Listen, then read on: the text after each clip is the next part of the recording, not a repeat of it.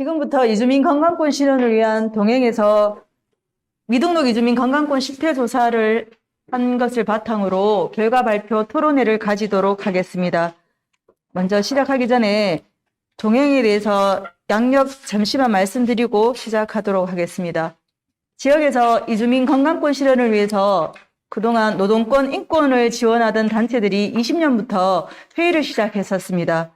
미등록 이주민 관광권 실현을 위해서 우리가 과연 어떤 일을 하고자 할까, 또 어떤 일을 할 수 있을까, 이런 회의를 시작하면서 21년 3월에 서울에 유사한 운동을 하고 있는 단체들을 초청해서 저희들이 간담회를 가지면서 더욱더 저희들이 박차를 가하기 시작해서 21년 7월에 동행이 만들어졌습니다. 그리고 오늘 그 미등록 이주민 관광권 실태조사에 대한 결과 발표 토론회를 가지게 되었습니다. 그러면 우선 토론회 시작 전에 현재 동행의 대표를 맡고 계시는 양선희 교수님의 인사 말씀을 듣고 시작하도록 하겠습니다. 안녕하세요. 반갑습니다. 감회가 좀 새롭네요. 우리나라가 저의 어린 기억에 저희 외삼촌이 중동에 일하러 돈 벌러 가셨었거든요. 근데 지금 이제 우리나라가 반대로 이제 외국의 노동력을 수입하는 그런 나라가 되었는데요. 과거에 우리나라가 독일에도 갔고 여러 나라에 갔지만 제가 알기로 이 서구 쪽에서는 노동하는 사람들에 대한 배려나 복지 시설들이 좀 어느 정도 이루어져 있었던 걸로 들었습니다. 근데 우리나라는 일단 너무 급속한 경제 성장에만 급급한 나머지 사실 이 노동력을 수입하면서도 여기에 대한 이분들이 어떻게 이 한국 땅에 정착하고 적응을 하고 이런 문제에 대해서는 전혀 이제 배려가 없이 노동력 수입에만 급급하다 보니 이런 굉장히 많은 문제들이 생겼고 결국은 지금에 와서는 거의 여러 자료들이 20% 육박하는 그 사람들이 하는 일반적인 말로 그 불법 체류자라는 문제들을 양산하고 있는 것 같습니다. 저희들이 이제 여기에 오신 선생님들이 아마도 그런 문제에 대해서 굉장히 고민을 많이 하시는 분들이 우리 동행에도 모였고 여기에 오셨을 것으로 생각이 되는데요. 우리가 뭔가 이 자리에서 해결책을 찾아내지는 못하겠지만 뭔가 그 해결 방법을 모색해가는 그런 자리가 되었으면 좋겠습니다. 감사합니다. 이제 본격적으로 시작하도록 하겠습니다. 작년 11월부터 12월 30일 2달 동안 미등록 이주민 건강권 실태를 위해서 우리 설문지 작성부터 그리고 분석 그리고 그 결과 보고까지 많은 노력을 해주신 성소공단 노동조합 노동상담소의 김용솔 소장님께서 먼저 발제를 해주시겠습니다. 반갑습니다. 내용들이 자료집이 있습니다. 그래서 제가 시간이 없어서 설명은 자료집을 참고하시고 굵직굵직한 도표 중심으로 결과를 말씀드려보려고 합니다. 제가 좀 길어지면 사인을 좀 주시기 바랍니다. 네, 실태조사는 대구 경북 지역의 미등록 이주민들의 건강권의 실태를 좀 이렇게 조사하고 그리고 건강권을 위협하는 요인들이 무엇인가 그리고 개선하는 대안을 좀 찾는 그런 것을 바탕으로 해서 저희들이 준비하고 있는 의료 공제회의에 중요한 좀 데이터로 삼아오자 지난해 11월, 12월 이렇게 2달간 358구 직접 설문조사를 했습니다. 국가로는 11개 국가로 번역을 해서 진행을 했고요. 현재 우리 한국에 체류하는 이주민 전체가 그동안 한 250만 명이다가 코로나로 인해서 이렇게 국가가 이동이 떨어지면서 지금 200만을 지금 넘지 못하는 수입니다. 그리고 네. 그리고 이거는 현재 이제 전체 체류민을 약 195만 명 정도를 했을 때 미등록 이주민 숫자가 38만 8천 명 정도. 그래서 미등록률이 19.한20% 정도 미만 정도라고 하는 거죠. 그리고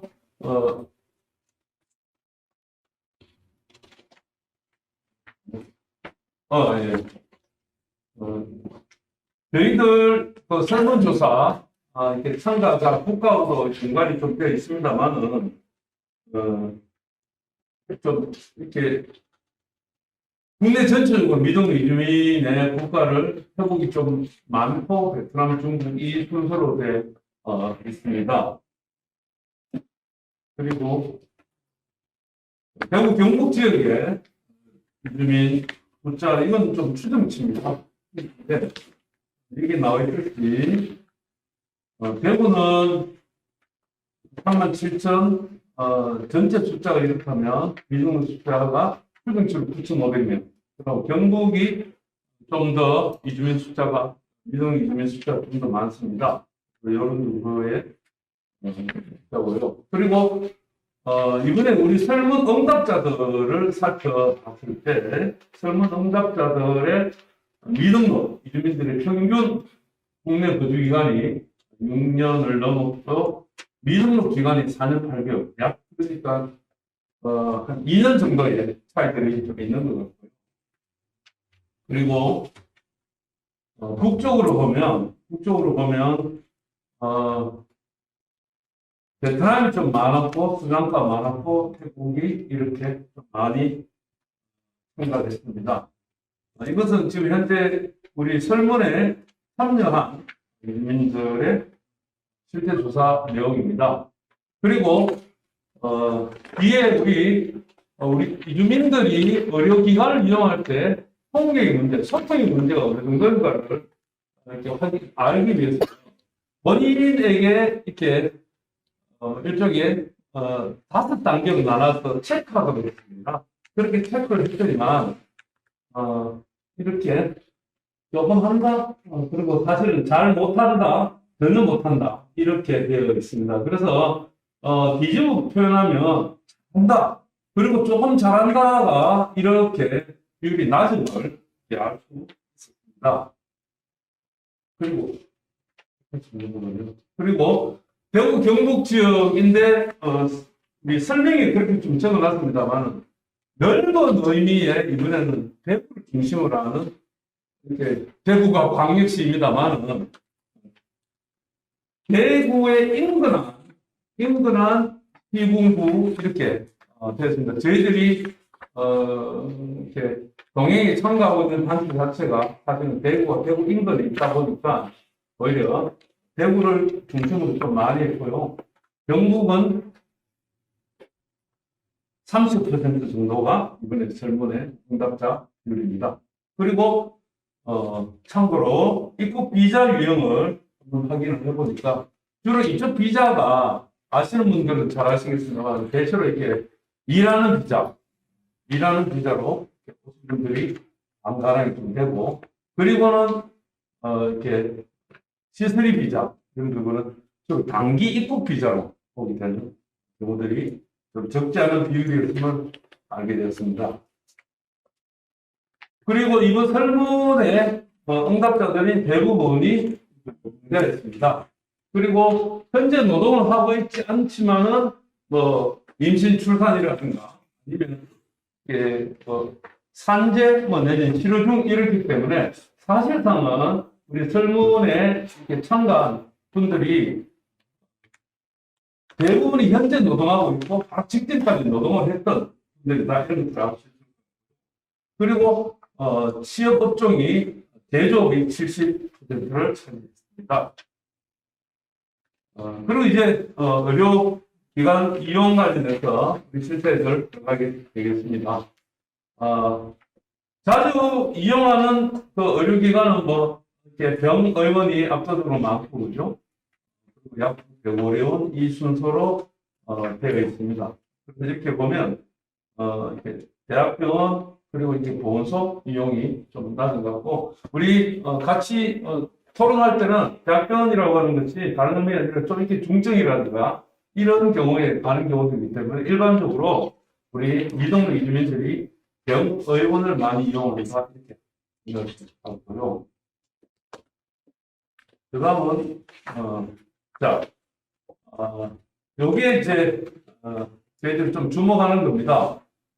미등록 이주민들이 아파서나 병원을 가지 못한 경우들이 이렇게 43%나 있었다라고 하는 거죠. 자, 그러면 아팠음에도 불구하고 병원을 가지 못한 이유는 무엇인가라고 했을 때 가장 중복 응답 중에서도 가장 많았던 게 비싼 병원비로 인해서 병원을 가지 못했다라고 얘기했고, 그 다음에 우리가 또 빼놓을 수 없는 게 통역이 없었어. 그래서 뭐 이런 거죠. 본인이 아파서 병원을 가고 싶어 하나 자기가 뭐 의사와 이렇게 소통할 수 있는, 설명할 수 있는 그것을 갖지 못했대.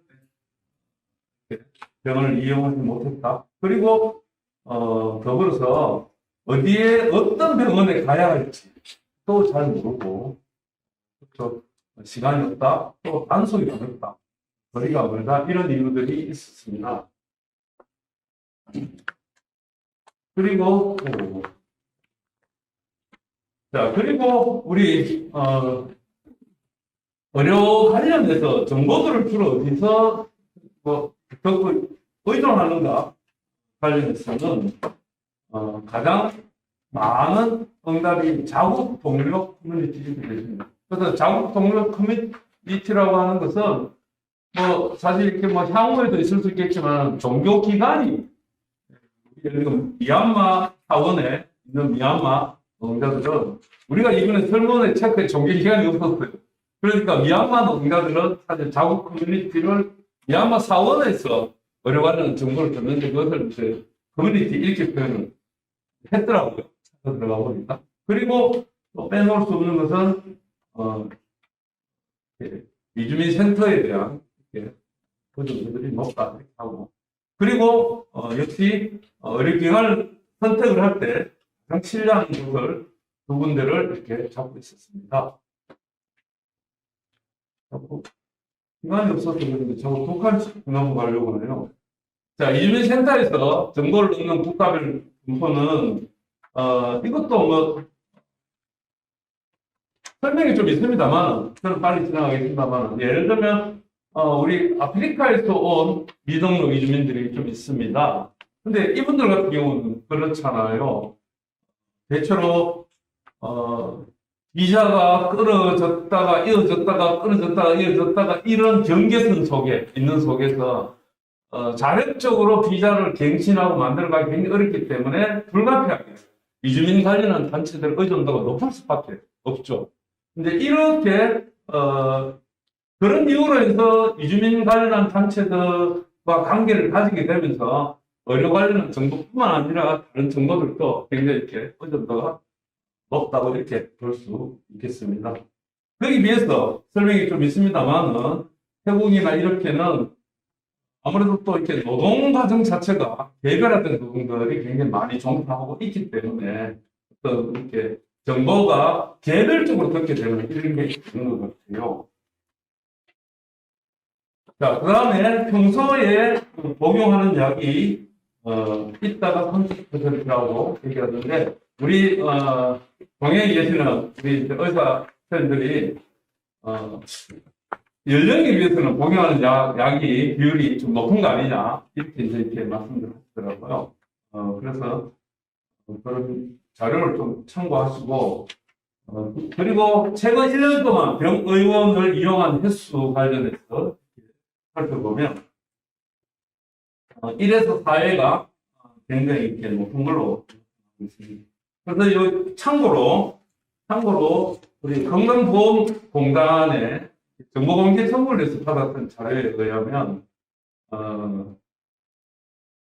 한국인, 그쪽 한국인은 표현하면 되겠지만 건강보험공단에 건강보험에 가입한다, 그죠? 가입 환자들이 병의원 이용 횟수가 이렇게 차이들이 있는 거죠. 그래서 여기 보시면 18년, 19년만 보더라도, 그죠? 그렇게 됩니까? 20.88회가 되는 거죠. 그러면, 건강보험 가입자들이 병의원을 이용한 횟수와 우리 이번 응답자들의 병의원 이용 횟수가 이렇게도 많이 차이가 나는 거죠. 물론 이것이, 다 건강해서 가지 않았지만은, 아까 우리 앞에서 봤다시피, 아파도 병원을 가지 못했던 이런 이유들이 있겠죠. 예. 그리고, 외래 진료 시에 평균 진료비를 이렇게 물어봤습니다. 네. 5에서 10만 원이 이제 가장 많고요. 5분 남았습니다. 네. 5분 남았습니다. 네네네. 자, 그러면, 이렇게 한번, 눈으로 보시기 바랍니다. 평균 진료비인데, 이게 사실 자료에 참고로 좀 해주세요. 이게 좀 중요한 겁니다. 그러니까, 우리 그 건강보험 가입자들의 평균 진료비가 본인 부담금이 22,867인데, 건강보험공단에서 지난해 봤던 자료에 의하면, 이것과 우리 미등록 이주민들이 이렇게 병의원비 부담금의 차이가 굉장히 크다는 것을 알 수 있습니다. 시간이 없으니까 자, 이것도 넣어볼게요. 넣고 그냥 얘기하시죠. 네. 시간이 조금 걸리더라도, 예, 중요한 얘기는 하시는 게 좋을 것 같아요. 병의원에서 소통 정도에 대해서 한번 보세요. 우리 어려움이 있다가 90% 정도가, 그죠? 우리 미등록 이주민들이 이제 환자가 됐을 때, 의사 선생님 만났을 때, 소통에 90%가 어려움이 있다라고 얘기를 하고 있습니다. 이만 저만 심각한 건 아니라고 생각하고요. 그래서 이렇게 우리 어떻게 그러면 소통을 하는가라고 했을 때 어려움을 겪었다도 있고, 그죠? 대화를 이렇게 유료 통역들을 하기도 하고 이렇게 함께 합니다. 근데 설명이 나와 있습니다만 사실은 이 유료든 또 동료든 대체로 미등록 이주민들이 통역비를 사실 뭐 정해진 금액은 아닙니다만 비용들을 사실은 부담들을 하고 있어요. 그래서 따지고 보면 병원 갈 때 몰라서 택시 타고 또 그죠? 병원비, 약국, 그 다음에 통역비까지 포함한다면 사실은 부담해야 하는 의료비가 굉장히 많다고 볼 수 있겠죠. 그리고 우리 대구의료원이 뒤에도 설명이 있습니다만은 대구의료원에서 미등록 이주민들에 대해서 자격이 갖춰진 미등록 이주 노동자에 대해서는 인력비 지원을 하고 있습니다. 그래서 이것에 대해서 굉장히 많은 도움을 얻고 있는데 문제는 대구원에서 이렇게 의료비를 지원하고 있다는 것을 모른다가 많이 넘는다라고 하는 것이죠. 물론 뒤에 또 더 있습니다만 설사 안다 하더라도 또 진료비 지원액이 계속 이렇게 감하고 있어요. 그래서 그런 어려움까지 이만 어려운 게 아닌데요. 어쨌든 대구원에서 개선할 점이 통역 부족 문제를 이렇게 있습니다. 그래서 우리 여기 제2대구원의원 준비하시는 분들도 계시는데 하여튼 제2의료원 준비하실 때도 이런 문제 같이 한번 고민해 주셨으면 합니다. 그리고 대구원에서 진료를 그러니까 이게 자격이 되면도 불구하고 진료를 또 하지 못하는 이런 안타까운 경우를 보면 사실상은 낮은 시간이 안 돼서 일하니까 시간 안 돼서 어렵고 이 노동자들이 회사에서 사장님 제 오늘 오후에 병원을 준비해야 됩니다라고 얘기하기도 쉽지 않을 것 같고 그렇다 한다고 또 이렇게 얘기하더라도 또 잘 갈 수도 없고 이런 문제들도 있어요. 그래서 여러 가지 이유들이 있는 것 같고 그리고 자 우리 무료 진료소가 있습니다. 또 설명이 좀 있습니다만 무료 진료소는 이용한 숫자는 많지 않습니다. 왜냐하면 무료 진료소가 여러 개가 있지 않기 때문에. 그럼 특히 코로나로 인해서 최근 2년 동안 치과와 여러 무료 진료소가 지금 휴지를 보고 있습니다. 그래서 무료 진료소의 경험이 좀 낮은데 여러 가지 장점들이 있습니다. 무료이다, 친절하다, 통역이 있다, 충분한 설명이 있다, 가까이 있다, 뭐 이런 장점들이 있고요. 그래서 무료진료소가 이용하지 못한 이유 중에서는 가장 많은 게 어디 있는지 모른다라고 해요. 무료진료소 운영하는 분들이 많은 홍보가 필요하고, 그 다음에 제가 보기에는 거리상에 뭐 이런 문제도 있을 것 같습니다. 자, 그리고 일하다가 다친 경험이 있으냐에 대해서 반 정도가 일하다가 다쳤다라고 얘기를 했습니다. 그런데 또 더 심각한 문제는 다친 후 치료와 치료비 관련해서 사실 전에 본인이 부담했다가 45%에 돼 있고요. 산재 처리했다가 15% 경우에 해당됩니다. 사실은 산재 처리율이 뭐 이렇게 훨씬 더 높아야 됨에도 불구하고 그런데 뒤에 보면 네. 이제 그만하라고 얘기하는데. 자, 미등록 이주노동자를 또 산재 처리가 가능한지에 대해서 모른다라고 하는 응답이 약 60% 찾아오고 있습니다. 매우 심각한 거죠. 그러니까 본인도 미등록이기 때문에 산재 처리가 안 되는 줄 알고 있기도 하고, 그 다음에 특히 회사가 굉장히 억압적으로 설명을 하죠. 왜냐하면 회사는 그런 겁니다. 산재 처리를 하게 되면 출입국에 근로복지공단에 신고를 하게 됩니다. 그렇게 되면 벌금까지 물어야 되는 거죠. 그런 것까지 겹쳐서 산재를 은폐하려고 하고 있습니다. 자, 그리고 일태 위험 요소가 있는지에 대해서 있다가 64%나 차지하고 있고요. 무엇이 위험한가 해서 위험한 기계 작업이 가장 높았다 하고요. 그리고 2년 내에 건강검진을 받았는지를 물어봤지만 받지 못했다가 52%를 차지했습니다. 뭐 당연한 것이죠. 건강검진에 건강보험에 가입해 있지 못하다 보니까 건강검진을 받지 못하게 되는 거죠. 그리고 코로나 관련해 가지고도 우리가 좀 이렇게 물어봤습니다. 코로나 관련 정보를 좀 특이한 게 아까 의료 관련한 정보는 자국 커뮤니티와 이주민센터가 반반 정도였는데 코로나 관련한 정보는 이주민센터의 의존도 이쪽 정보를 신뢰한다가 굉장히 높았어요. 잘 참고를 해 주시고요. 출입국이 이 기능을 하는 건 아니지만 출입국이 굉장히 낮습니다. 그리고 2차 백신 접종률은 이게 지난해 11월 12월인데 198표하고 조금 낮아요.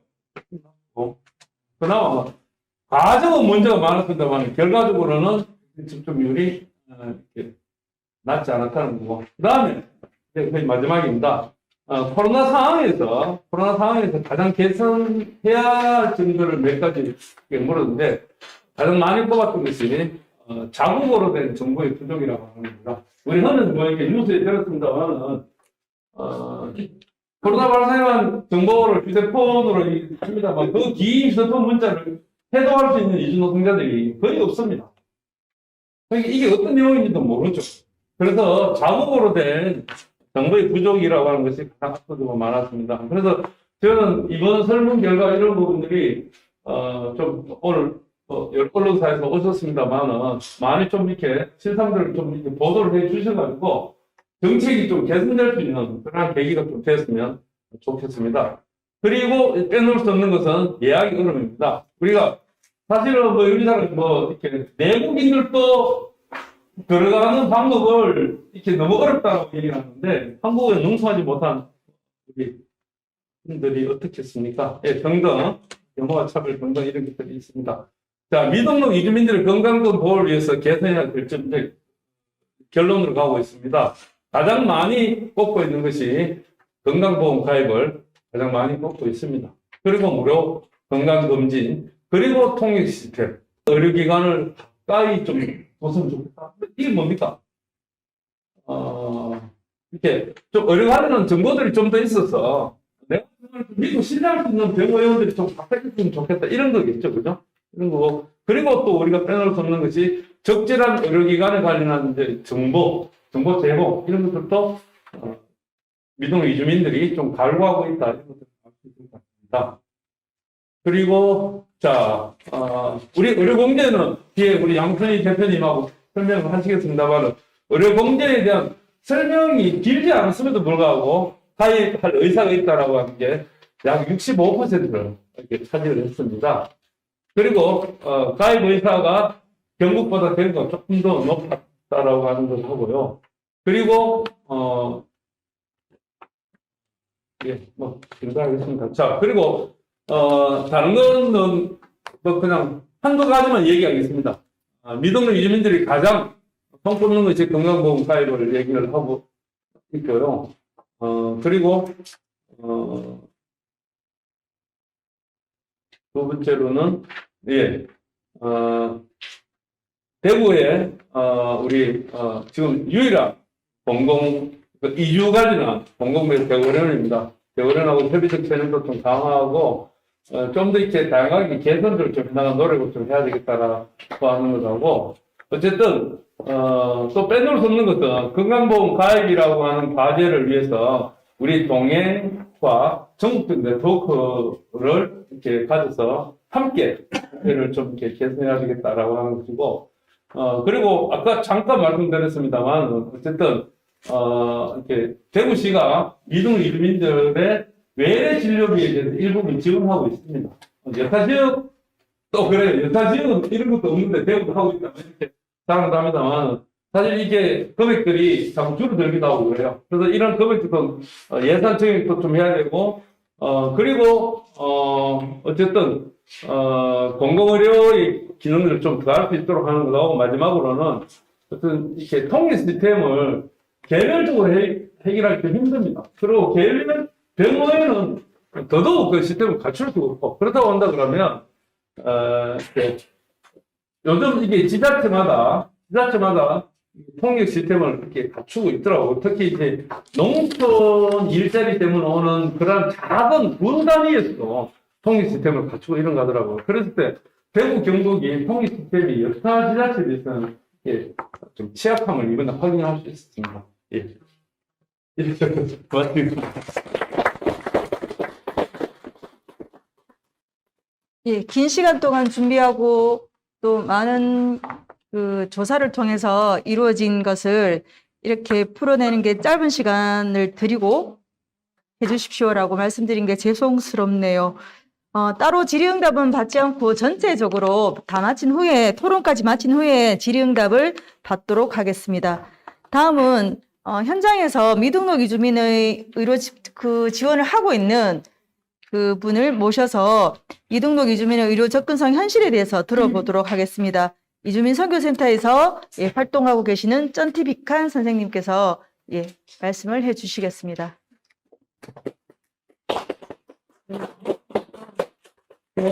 대구 이주민 선교센터는 지금 현장 근무 중은 쩐티빅한이라고 합니다.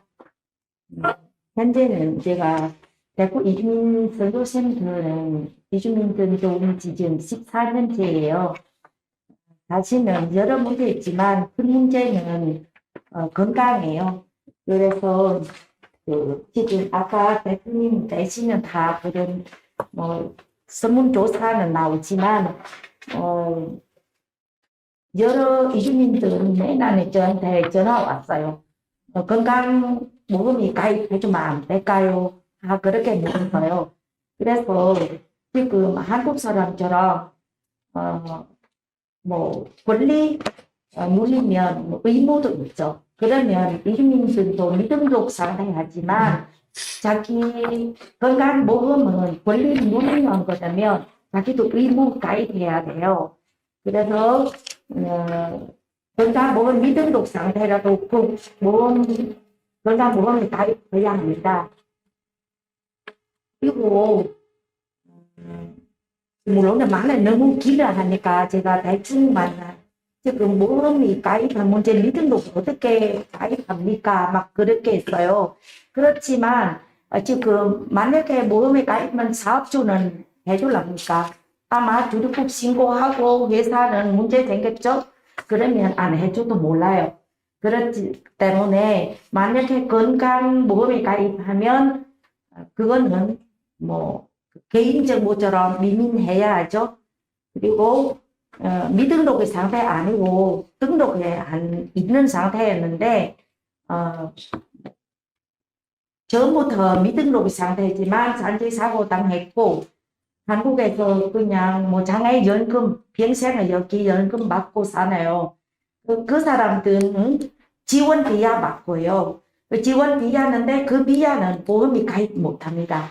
그 사람이 물론은 등록이 되는데 평생 한국 살지만 한국 사람처럼 보험이 가입이 안 됩니다. 그런 지금 현재는 베트남 사람은 몇 명 있어요. 저는 센터는 다른 친구들 그래서 앞으로는 연금에 맞는 친구들 지원 비자라도 꼭 보험에 가입해줘야 돼요. 지금 현재는 센터는 한 명이 남자 나이 30인데 오른팔은 한쪽에 없어요. 지금 계속 한국에 거주하지만 보험이 없고 물론 그 사람은 대구의료원에 가면 지원도 못 해줘요. 합법하니까. 합법은 지원 안 해주죠. 그런 또 문제하고 대구 지역에 있는 미등록 노동자들 뭐 대부분은 대구의료원 통해서 진료 받았습니다. 그런데 그 대구의료원은 뭐 환자들 혜택 받는 거는 다 뭐 모든 거는 진료를 맡을 수 있지 않아요. 뭐 만약에 대구의료원이 안 되면 또 다른 큰 병원을 옮기야죠. 그런 병원은 옮기면 그냥 뭐 옛날에처럼 10년 전에 뭐 100%는 다 지원해줘요. 그 점점이 줄어드는데 현재는 올해 지금 큰 대학 병원에 가면 입원 조건으로 뭐 외래 진료는 안 됩니다. 입원 조건으로 그 한 사람이 150만 원이에요. 그 대학 병원은 150만 원 큰 편이 때문에 대학 병원에 가는데 뭐 병원비는 전만 2천, 3천만 원인데 뭐 인망이라서 그 지원은 150만 원을 어떻게 해요? 그 너무 힘들었죠. 그리고 그 문제는 대구의료원은 그 지원금이 가고 있어요. 가고 있는데 미등록 온 친구들 그 큰 병원에 보내면 그 외래 진료 맞는 거는 대학병원에 가면 금방 입원해줘 안 하잖아요. 뭐 여러 번은 외래 진료 맞고 뭐 물론은 입원한 상태도 있지만 입원 안 하는 경우도 많아요. 그래서 병원비는 100% 다 부담하는 것도 너무 고민하고 그래서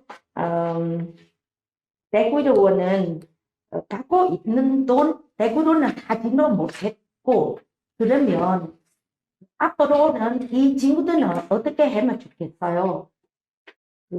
여기 제가 계속 친구들한테 도움하는데 여러 병원 다녔어요. 그러면 모든 거는 대구의료원 통해서 이 지원은 맞아요? 쉽지 않으죠. 너무 어려워요. 다른 병원에 가면 전부터 다 다 통과해야 돼. 뭐 목기사님 만나고 조건 검사. 만약에 이 친구들은 중문의 노동자 증명해 줄 수 있다면 그 지원을 받을 수 있어요. 뭐 150만 원이라도. 하지만 사업주는 미등록은 퇴직증명서는 사인해주는 사업주는 잘 없어요. 뭐 불안해서.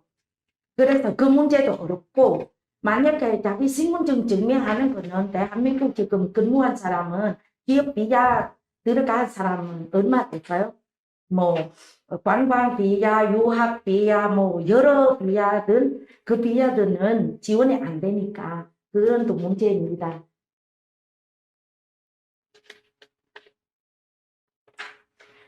그래서 그런 또 한 문제는 지금 이주민들 지원 맞다가도 그냥 뭐 진료하는 건 통역 문제예요. 만약 소통은 안 되기 때문에 의사랑 그 환자랑 물론은 통역이 있지만 뭐 여기 지금 뭐 대구 지역은 그 센터는 의사 통역은 몇 명밖에 없어요. 사실은 대부분은 그 돈에 맞다 통역이죠. 돈 받고 통역인데 그 사람들은 뭐 사실은 조합 다 통역해주는 사람도 믿지도 못해요. 그래서 환자랑 의사 선생님이랑 같이 서로 그 자기 아픈 것 하고 그 의사 선생님 진료는 안 맞는 것이에요. 저는 그런 많이 봤어요. 저 대로 가는데 그 앞전에 여러 번 병원에 갔지만 그 마지막 대로 가는데 자기 말하는 것하고 지금 의사 생각하는 것은 완전히 달라요.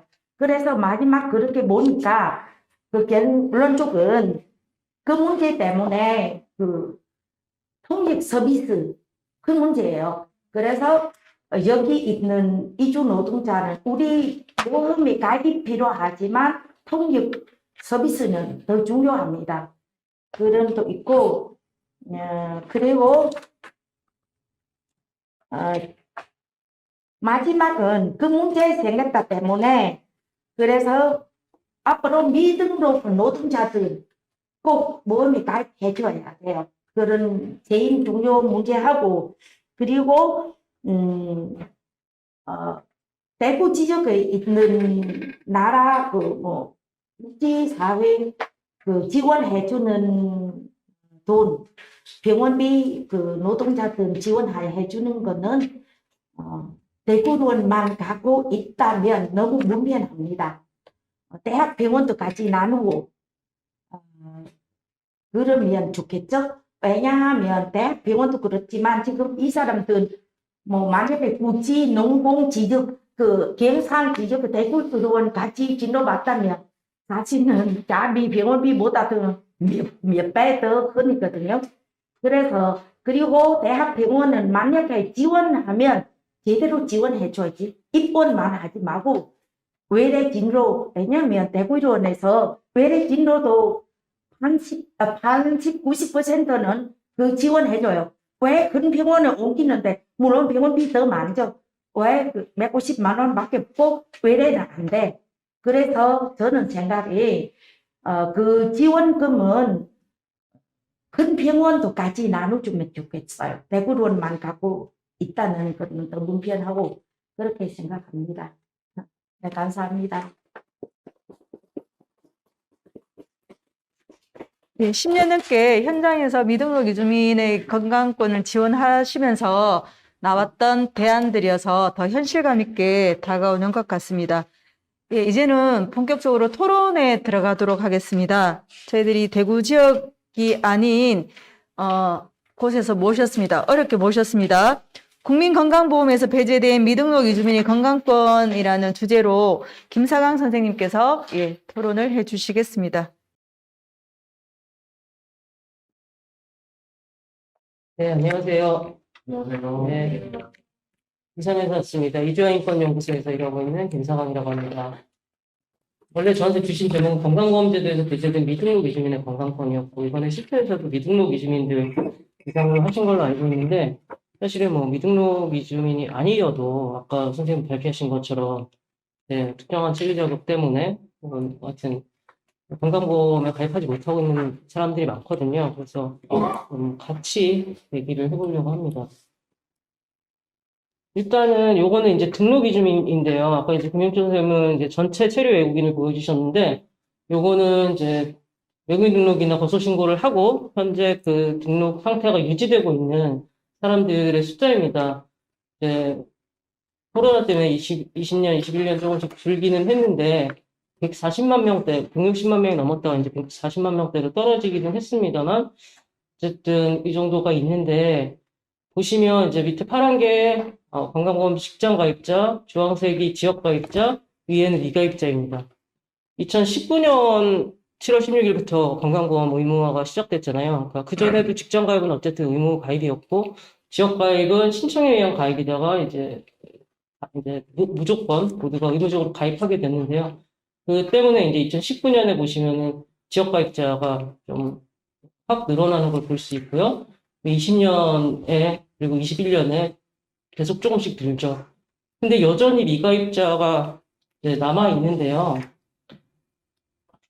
그 미가입자들이 어떤 사람들이냐 하면 지역 가입을 지금 지역 가입자가 될 수 있는 거를 국내에 입국한 지 6개월이 지난 날로 정하고 있거든요. 그래서 뭐 일부 체류 자격 뭐 예를 들면 영주, 뭐 결혼 이민, 유학, 그다음에 이제 최근에 작년 말부터 이제 E9으로 들어오는 고용허가제 노동자들까지는 입국 즉시 지역가입자가 될 수 있지만 여전히 다른 체류 자격을 가지고 있는 이주민들은 6개월을 기다려야 지역가입자 될 수 있고 만약에 출국을 해서 한 달 이상 외국에 머물다가 다시 들어온다면 또다시 6개월을 기다려야 되는 상황입니다. 그래서 그렇게 하는 사람들이 이제 가입할 수 없게 되어서 등록 이주민이지만 이제 그러니까 미가입자인 거고요. 또 선생님 아까 말씀하신 것처럼 그 지원 체류 자격을 가지고 있는 사람들의 경우에는 인도적 체류 허가자와 그 가족, 지원 6랑 지원 12만 제외하고 모두 다 이제 가입 자격이 할 수 없는 상태고요. 그 다음에 그러니까 사실은 2020년, 2021년 원래도 이제 출국기한 유예를 받은 이주민들이 뭐 계속 있기는 있었지만 코로나 시기 때문에 출국유예자들이 증가를 했거든요. 출국유예는 체류 자격은 끝났지만 미등록 체류자는 아니고 그래서 출입국에서도 불법 체류자로 분류하지 않거든요. 그래서 여전히 이제 합법 등록 체류자로 남아 있긴 한데 이 사람들은 출국유예니까 건강보험에 가입할 수 없죠. 그래서 저희가 2020년, 21년에 들어왔던 많은 그 문제, 건강보험과 관련된 상담 중에 하나가 출국 유예인데 건강보험공단에서 분명히 내 통장에서 보험료를 매달 빼갔는데 막상 병원 이용하니까 급여 받은 게 이제 부당이익이라고 하면서 환수 조치 들어오고 뭐 이런 것들이었거든요. 그래서 이게 출입국이랑 공단이랑 같이 뭔가 이렇게 제대로 정보 연계가 안 되는 상황에서 출국유예자들에게 보험료는 받으면서 실제로는 보험 가입자가 아닌 그런 이상한 상태가 지금 계속 유지가 되고 있고요. 그래서 저희가 그러니까 사실 지원도 많이 증가를 했잖아요. 코로나 때문에 이제 체류 자격이 끝난 사람들한테 뭐 농업이나 어업에서 일하면 지원을 주겠다라는 등 뭐 그런 일들이 있었고 그래서 그렇게 해서 받게 된 이제 지원 체류 자격자들도 사실상 다 이제 가입을 할 수 없는 사람들이 된 거죠. 그래서 코로나 시기에 지원으로 어쩔 수 없이 지원 체류 자격으로 변경을 했거나 아니면 출국유예를 받은 사람들에 대해서 공단에서 건강보험 가입 자격을 유지하도록 해야 된다라고 얘기를 하고 지금 진정을 넣은 상태인데요. 뭐 아직 공식적으로 답은 없지만 굉장히 부정적으로 보고 있습니다. 그래서 어쨌든 이렇게 15.3%, 작년 9월 기준인 거는 아직 건강보험 통계가 작년 연말께 안 나왔습니다. 3분기까지밖에 안 나와가지고 9월로 봤는데요. 한 20만 명 정도가 등록이면서 건강보험에 가입하지 않은 사람들이고요. 그리고 이제 전체 체류 외국인으로 이주민으로 봤을 때 아까 190만 명, 좀 줄어서 190만 명인데 그 중에 건강보험에 미가입한 사람들은 76만 명, 38.4%입니다. 그러니까 여전히 국내 체류하고 있는 사람들의 40%는 건강보험 가입 의무화 이후에도 건강보험에 가입하지 못하고 있는 사람들이 이렇게 많다는 얘기고요. 이 사람들은 그럼 누구냐 하면 아까 말씀드린 등록이지만 미가입자인 20만 명 정도 그리고 미등록 이주민들이 39만이니까 그 사람들이 또 반 이상의 건강보험 미가입자 중에 반 이상이 이제 미등록 이주민인 거고요. 그 다음에 이제 좀 애매한 게 합법 체류자이지만 단기 체류로 있는 사람들. 이 사람들에 대해서는 그러니까 나중에 이제 만약에 정말로 의료공제를 이제 시작을 하신다면은 어디까지를 우리가 대상으로 봐야 될 것인가에 이런 부분들이 좀 더 고려가 돼야 되지 않을까.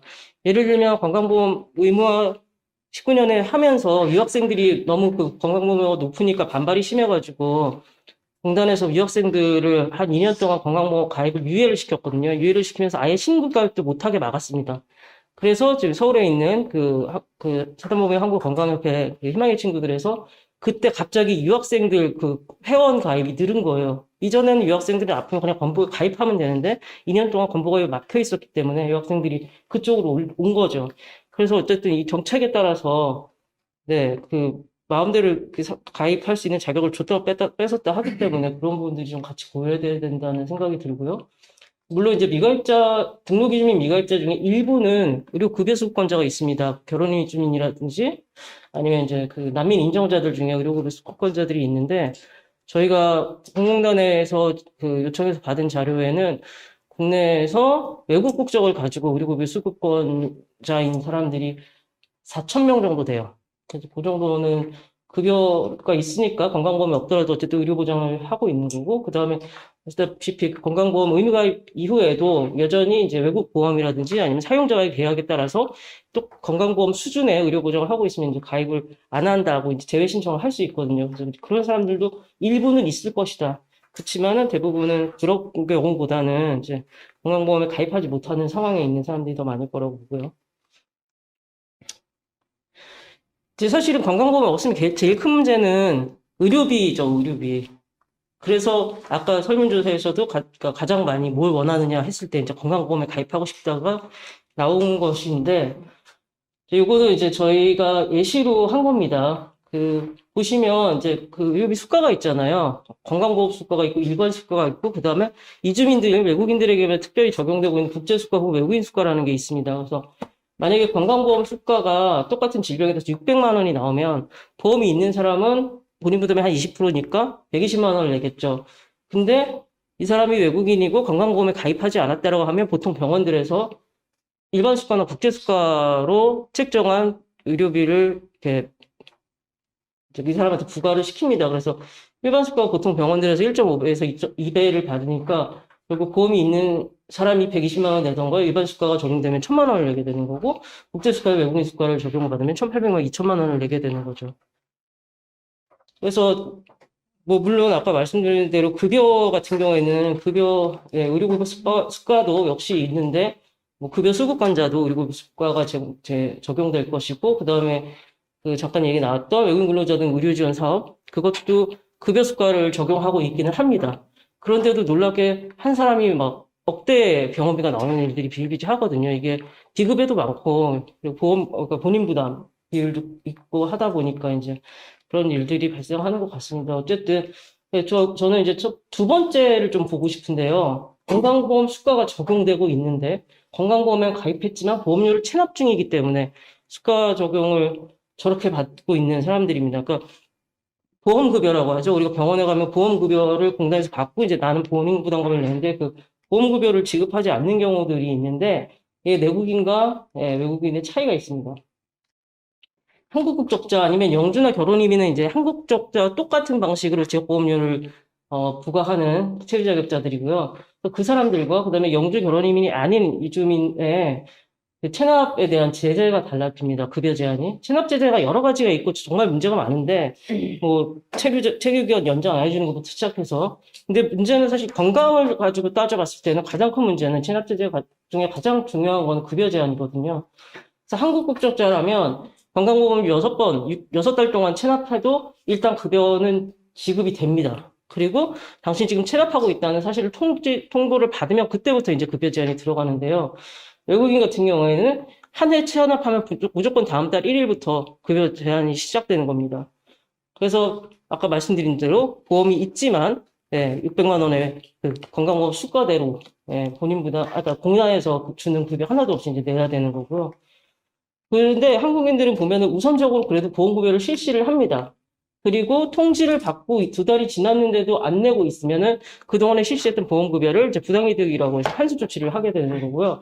만약에 나중에라도 내가 밀린 보험료를 다 냈다 그러면은 원래대로 공단에서 줄 거 주고 자기는 이제 본인 부담만 하면 됩니다. 근데 이주민들 같은 경우에는 즉시 보험급여 제외되면서 간혹 이런 경우가 있거든요. 의료기관에서 몰랐어. 이 사람이 체납하고 있다는 거. 그게 실시간으로 정보 공유가 안 되기 때문에 의료기관에서는 이 사람이 보험이 있으니까 이제 본인 부담금 일부만 이제 하고서는 했는데 나중에 이제 공단에서 이 사람이 의료기관을 이용했네, 체납자가. 그러면 이제 무조건 이제 부당이득 환수 조치가 내려오는 거고요.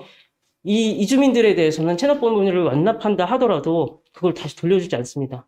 그래서 이제 어떤 문제가 생기냐면 내가 보통은 이제 이게 저희가 이제 저희는 이제 2020년에 건강보험 제도 만들어지고 나서 이제 이 제도의 문제들이 어떤 것들이 있는지 보려고 이제 시설사를 한번 좀 크게 한 적이 있었는데요. 그때 나왔던 얘기들이 뭐냐면 사람들이 직장 가입자였다가 아파서 직장을 잃게 되었어요. 그래서 지역 가입자가 돼요. 근데 지역 가입자가 되면은 직장 가입자일 때보다 보험료는 거의 더블이 나옵니다. 왜냐면 이주민들한테 평균 보험료를 부과하니까. 그래서 지금 올해 같은 경우에는 14만 원의 보험료를 이제 무조건 내야 되는데요. 14만 원 이상. 근데 어쨌든 14만 원의 보험료가 나오니까 직장 다닐 때 7만 원, 6만 원, 7만 원 내던 거에서 이제 2배가 되니까 보험료를 못 내게 되는 거죠. 그러면 체납 상태가 되니까 급여가 제한이 됩니다. 그러면 병원에 못 가는 거예요. 아파서 일을 그만뒀고, 근데 돈을 못 버니까 보험료를 못 내고, 보험료를 안 냈더니 병원에 갈 수 없고, 그래서 더 아파지고, 이런 이제 악순환의 고리에 빠지는 거죠. 그래서 그러다가 이제 6개월이 몇 달이 지나서 이제 체류기간 연장을 하러 출입국 가면은 출입국에서 너 보험료 안 냈으니까 체류기간 연장 안 해준다 이런 얘기를 듣게 되는 거고, 그럼 어떻게 합니까? 난 돈이 없어요. 그럼 분할납부라도 시작해라. 그래서 분할납부를 시작하면은 보험료는 내고 있으나 외국인은 분할납부를 해도 분할납부 보험료를 내고 있어도 완납이 아니기 때문에 계속 급여 제한이거든요.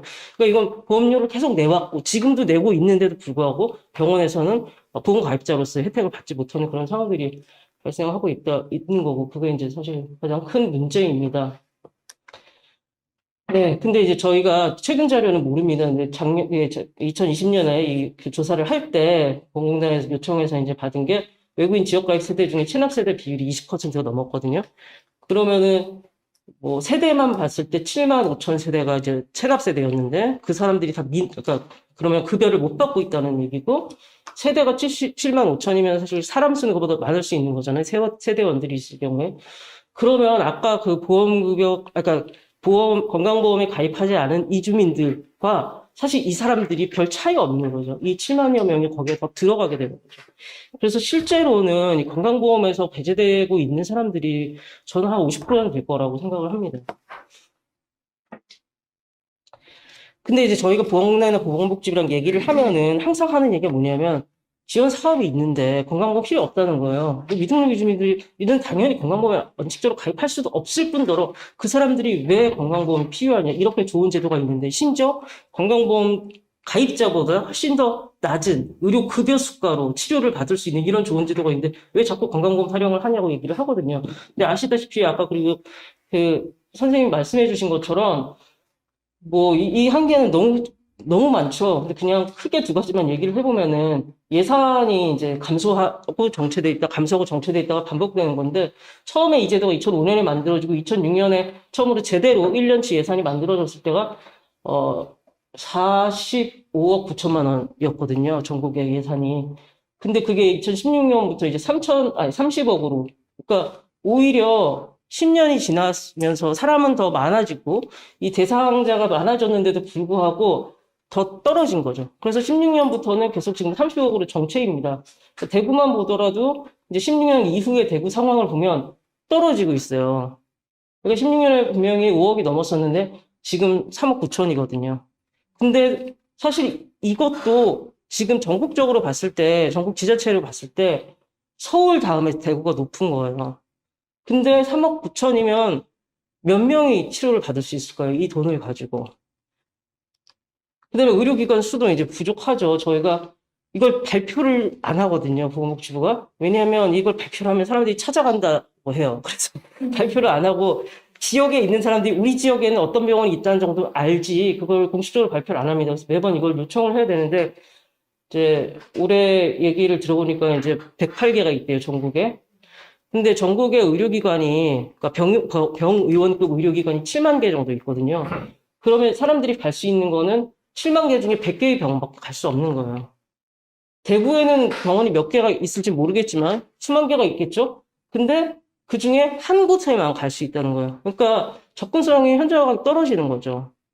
저희가 아주 최근 자료는 못 받았는데 2016년까지의 자료를 보건복지부에서 발표한 걸 보면은 매년 이 사업으로 혜택을 받고 있는, 이 사업에 지원을 받고 있는 미등록 이주민, 거기에 이제 난민 신청단 이거 다 포함되어 있는데요. 그러니까 이주민의 수가 4,000명 정도거든요. 4,000명이 좀 안 될 때도 있고 4,000명이 조금 넘을 때도 있습니다. 그러면 아까 미등록 이주민이 40만 명인데 그 중에 4,000명이 1년에 4,000명의 혜택을 받는다면 1%거든요. 병원에 심각한 병으로 입원이나 수술이 필요한 사람이 전 인구 중에 1%밖에 되지 않는다는 건 말이 안 되죠. 저희가 이제 의료 패널이라고 매년 이제 그 조사를 하는 게 있는데 국가에서, 보건복지부에서 그거 보면은 보통 한국 사람들이 병원을 이용하는 게 1년에 외래가 80% 정도고요. 그 다음에 입원을 위해서 이용하는 게 한 10% 정도 되고, 그 다음에 응급실을 이용하는 게 8% 정도 됩니다. 근데 이주민들은 저희가 작년에 2020년에 조사한 걸 보면 외래 이용이 한 30% 정도 나왔어요. 그리고 건강보험이 없는 사람들은 20%대였어요. 근데 놀랍게도 응급실 이용이랑 입원 이용은 한국인들이랑 똑같은 비율이 나왔습니다. 그게 뭐냐면은 사람들이 계속 병원에 갈 수 없는 거예요. 한국 사람들 8명이 병원에 갈 때 이 사람들은 2명, 3명이 가면서 참고 있다가 결국 이게 쓰러져가지고 응급실에 실려가거나 아니면 입원할 정도가 돼야지 가는데 그 비율이 한국인이랑 똑같거든요.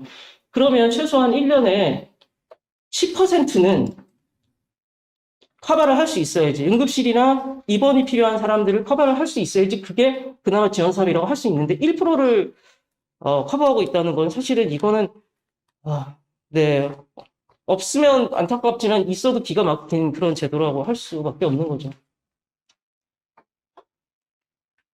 그래서 이제 뭐 건강보험 보장하려면 이제 다 건강보험에 가입하되 건강보험에 있는 차별이 다 없어져야 되는 건데 쉽지는 않겠죠. 그래서 몇 가지만 저희가 2020년에 이제 시켜서 하고 정책 제안을 냈을 때 했던 것 중에 몇 가지만 이제 소개를 드리기로 하겠습니다.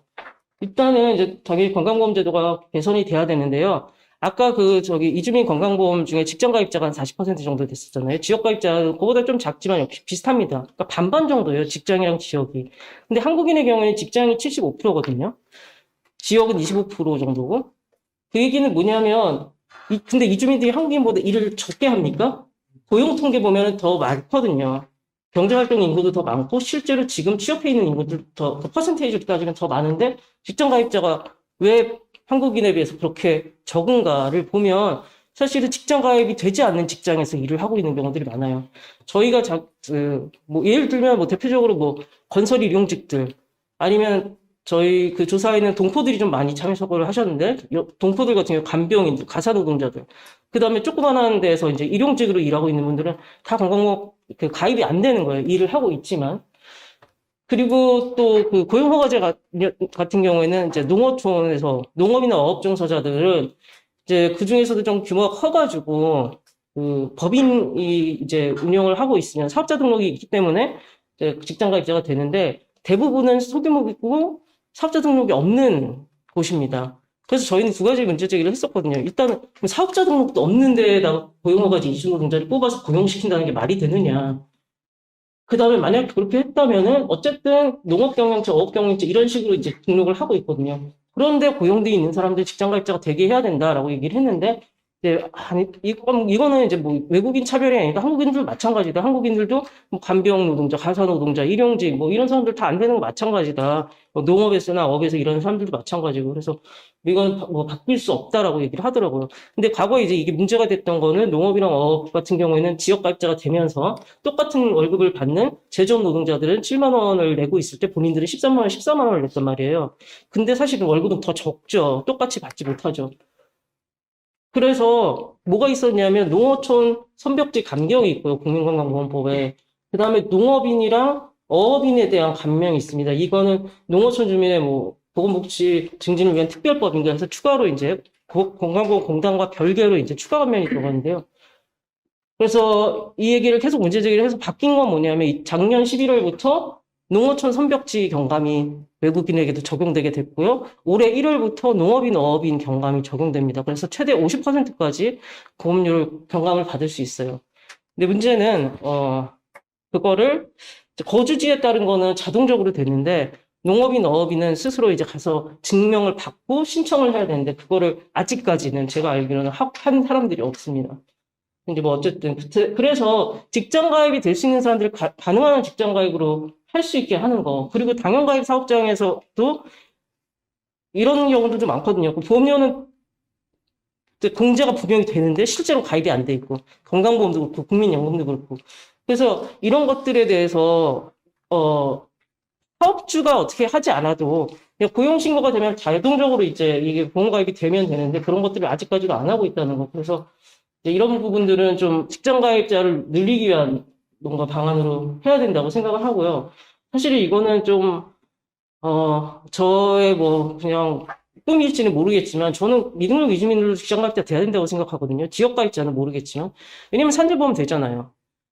그러니까 저희가 이제 해외 사례 같은 걸 조사해 봤을 때 직장 가입, 지역 가입 이런 식의 제도가 나뉘어져 있는 국가에서 직장 가입자가 될 수 있는 것에 체류 자격을 따지는 곳은 없었거든요. 실제로 두려워서 자기가 가입하지 못하는 경우는 있을지 모르겠지만 법적으로 제도적으로 등록된 사람만 혹은 어떤 체류 자격을 가지고 있는 사람만 직장 가입자가 될 수 있다는 건 없었습니다. 그래서 한번 얘기하고 받아볼 수 있죠. 좀 들이받아볼 수 있는 부분이라고 저는 생각해요. 그냥 당연히 미등록은 건강보험이 안 되니까 어쩔 수 없어라고 할 게 아니라 산재 가지고도 싸워가지고 만든 것처럼 해볼 수 있지 않을까라는 생각이 들고요. 근데 제가 좀 너무 허황된 얘기인 것 같아서 글자로 쓰진 않았습니다. 하지만 생각해 볼 수는 있다고 생각하고요. 그 다음에 지역가입의 차별을 뭐 너무나 많이 잘 아시겠지만 지금 보험료 부과 방식도 그냥 재산소득에 따라서 하는 게 아니라 무조건 이제 평균 보험료 이상으로 받고 있는 거. 그 다음에 지역가입자 같은 경우에는 한국인은 같은 주민등록에 있으면 가족이 아니더라도 같이 합가가 되거든요. 근데 이제 외국인은 딱 배우자와 19세 미만의 미성년 자녀만 되다 보니까 뭐 부모가 안 되는 거는 말할 것도 없고 조손 가정들이 있거든요. 안 되는 거예요. 할머니가 손녀를 해줄 수가 없어요. 왜냐면 자식만 되기 때문에, 미성년 자녀만 되기 때문에. 그래서 이제 이런 것들이 여러 가지 문제가 있어서 이걸 바뀌어야 된다. 그러니까 우리가 보험 가입자를 늘려야 된다. 지원도 가입하게 하고 미등록도 가입하게 해야 된다라고 말하기 전에 사실 선결돼야 되는 문제는 보험 가입한 이주민들에 대한 차별이 없어져야 돼요. 그렇지 않으면 사실 그 인도적 체류 허가자들이 보험 가입을 환영했냐면 전혀 아니었거든요. 왜냐면 그냥 아파도 꼭 참고 안 가면 되는데 그리고 그냥 지금까지 이렇게 살아왔는데 갑자기 보험료를 내라고 하는 거예요. 가족 학과도 안 시켜주면서. 그러니까 아이들만 있는 집들이 있거든요.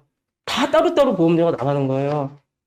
그러니까 이게 보험료를 그렇게 수십만 원씩 한 집에 내면서 이렇게 하느니 그냥 우리는 아프면 그냥 참고 죽을란다. 이런 거지. 아무도 보험을 좋아하지 않는 거예요. 그래서 보험이 확대돼야 된다는 얘기를 하려면 지금과 같은 최소한 그 보험료 부과에 대한 차별이랑 그다음에 세대 합과 차별은 반드시 없어져야지 이제 그다음에 보험 가입 확대를 얘기할 수 있을 거라고 생각하고요. 아까 보여드렸던 그 체납 시 그 보험급여 제한하는 거기에 있는 차별도 이제 바뀌어야 되는 거고, 취약계층 건보료 건감제도가 굉장히 다양하게 존재를 합니다, 한국에서. 뭐, 노인, 장애인, 뭐, 저소득층, 뭐, 실업자 등등에 대해서 지금 외국인 된 게 아까 말씀드린 농어촌 선벽지 거주자, 그것만 하나 포함됐어요. 그러니까 내국인 같은 경우에 미성년자는 납부 면제입니다. 근데 외국인은 원래는 똑같이 평균 보험료 매기다가 저희가 애들 보고 다 나가 죽으라는 소리냐고 싸워가지고 바뀐 게 그러면 하한 보험료 매기겠다 애들한테. 그래서 미성년자 애들한테 다 지금 하한 보험을 매기고 있거든요. 이번에 법무부에서 그 체류 자격 애들 부여하는 그거를 좀 확대해가지고 지금 초등학생, 중학생들까지도 초중고등학교에 다니면 거의 다 이제 체류 교육 받을 수 있게 됐는데요. 그럼 애들이 디포를 받거든요. 받는 애들 다 이거 가입해가지고 지금 16,000원 정도. 17,000원 정도거든요. 하한 보험료가. 그거 내야 됩니다. 형제가 많으면 다 따로따로 내야 돼요. 왜냐하면 형제자매는 합가가 되지 않기 때문에. 그래서 이제 그런 경감이나 면제제도 똑같이 적용되지 않으면 역시 당연히 한계는 있을 수밖에 없는 거고요. 피부양자 얘기는 그냥 넘어갈게요. 하여튼 피부양자를 세대원으로 등록하기 위한 그런 것들도 너무 까다로워가지고 그리고 정말 황당했던 거는 출국한 다음에 다시 들어왔을 때 나가 있는 동안에 보험료를 내면은 인정을 해주거든요. 6개월 안 기다리고 이제 다시 할 수 있는데 단 그 나가 있는 동안에 가족은 각각이 세대주가 돼요. 그래서 여기서는 합가가 돼가지고 한 명만 보험료를 내던 것이 9개 체류 기간 동안에 만약 5개월을 체류했으면 그 5개월 동안은 가족 4명이면 4명이 다 따로따로 세대주가 돼서 평균 보험료가 부과되는 거예요. 그래서 이제 그런 황당한 일들도 있기 때문에 하여튼 이런 것들도 이제 바뀌어야 된다라는 얘기고요. 그래서 지역가입 자격 6개월 기다려야 된다 이런 건 당연히 바뀌어야 된다고 봅니다. 그러니까 해외 같은 경우에는 장기 체류가 예상되는 사람들한테는 무조건 들어오자마자 바로 가입할 수 있게 해주거든요. 근데 한국은 이제 지금 외국인 등록할 수 있는 시기가 3개월 이내 이제 외국인 등록을 하게 돼 있었고, 이번에 제도 바뀌기 전에는 그래서 3개월 이상 체류였는데 갑자기 6개월이 됐어요. 그러면 그걸 6개월로 늘리려면은 사실은 외국인 등록도 6개월로 늘려야 되는 거죠. 이게 지금 따로 가고 있는 상황이고요. 그리고 요거 이제 빠져나가려고 하는 게 지금 계절 근로자 제도 도입하면서 EAC라는 비자를 만들었는데 그 사람들한테 5개월만 체류할 수 있게 해주거든요. 건강보험 가입 안 해주는 거죠. 그래서 이제 그런 문제들이 있고요. 그 다음에 이제, 체류 자격, 아까 지원 같은 경우에 당연히 들어가야 된다고 봅니다. 최소한 일단은 체류 자격 있는 사람 다 들어가야 되고, 출국 유예자도 들어가야죠. 왜냐면 그 사람들이, 못 나가고 있는 상황임을 출입국이 인정을 해준 건데, 거기에 대해서, 체류 자격이 없다라고 얘기를 하면서 가입 상실을 시키면 안 되는 거고요. 예. 이 세 번째가 그 얘기입니다. 어쨌든. 그래서 건강보험 제도 자체가 이제 많이 바뀌어야 돼요. 건강보험을 확대하기 이전에. 그래서 이제 건강보험이 확대돼야 되고, 진짜 생각도 안 하고 아무도 얘기하지 않는 거지만 잊어서는 안 되는 것이 사실은 건강보험만 있는 게 아니라 한국의 의료보장 제도에 의료급여라는 게 있습니다. 근데 아까 말씀드린 것처럼 결혼 이민자 중에서도 한국인을 뭐 키우거나 부양하고 있는 사람들, 임신하고 있는 사람들, 아니면 이제 난민 인정자만 가능한 거거든요. 근데 이게 가야 되는 거죠. 저희가 지금 시설에 있는 이주민들이 좀 있고, 특히 이제 아동들 중에 아동복지시설, 부모가 죽거나 부모가 강제 출국당하고 아동들만 남아서 아동복지시설에 이제 있는 애들이 있는데, 그런 애들한테 다 건강보험료 매기고 있거든요. 한국 아동이면 당연히 시설에 있으면 의료 급여 수급권자가 되고 기초생활보장에 의해서 수급권자가 되는 건데 전혀 안 되는 거죠.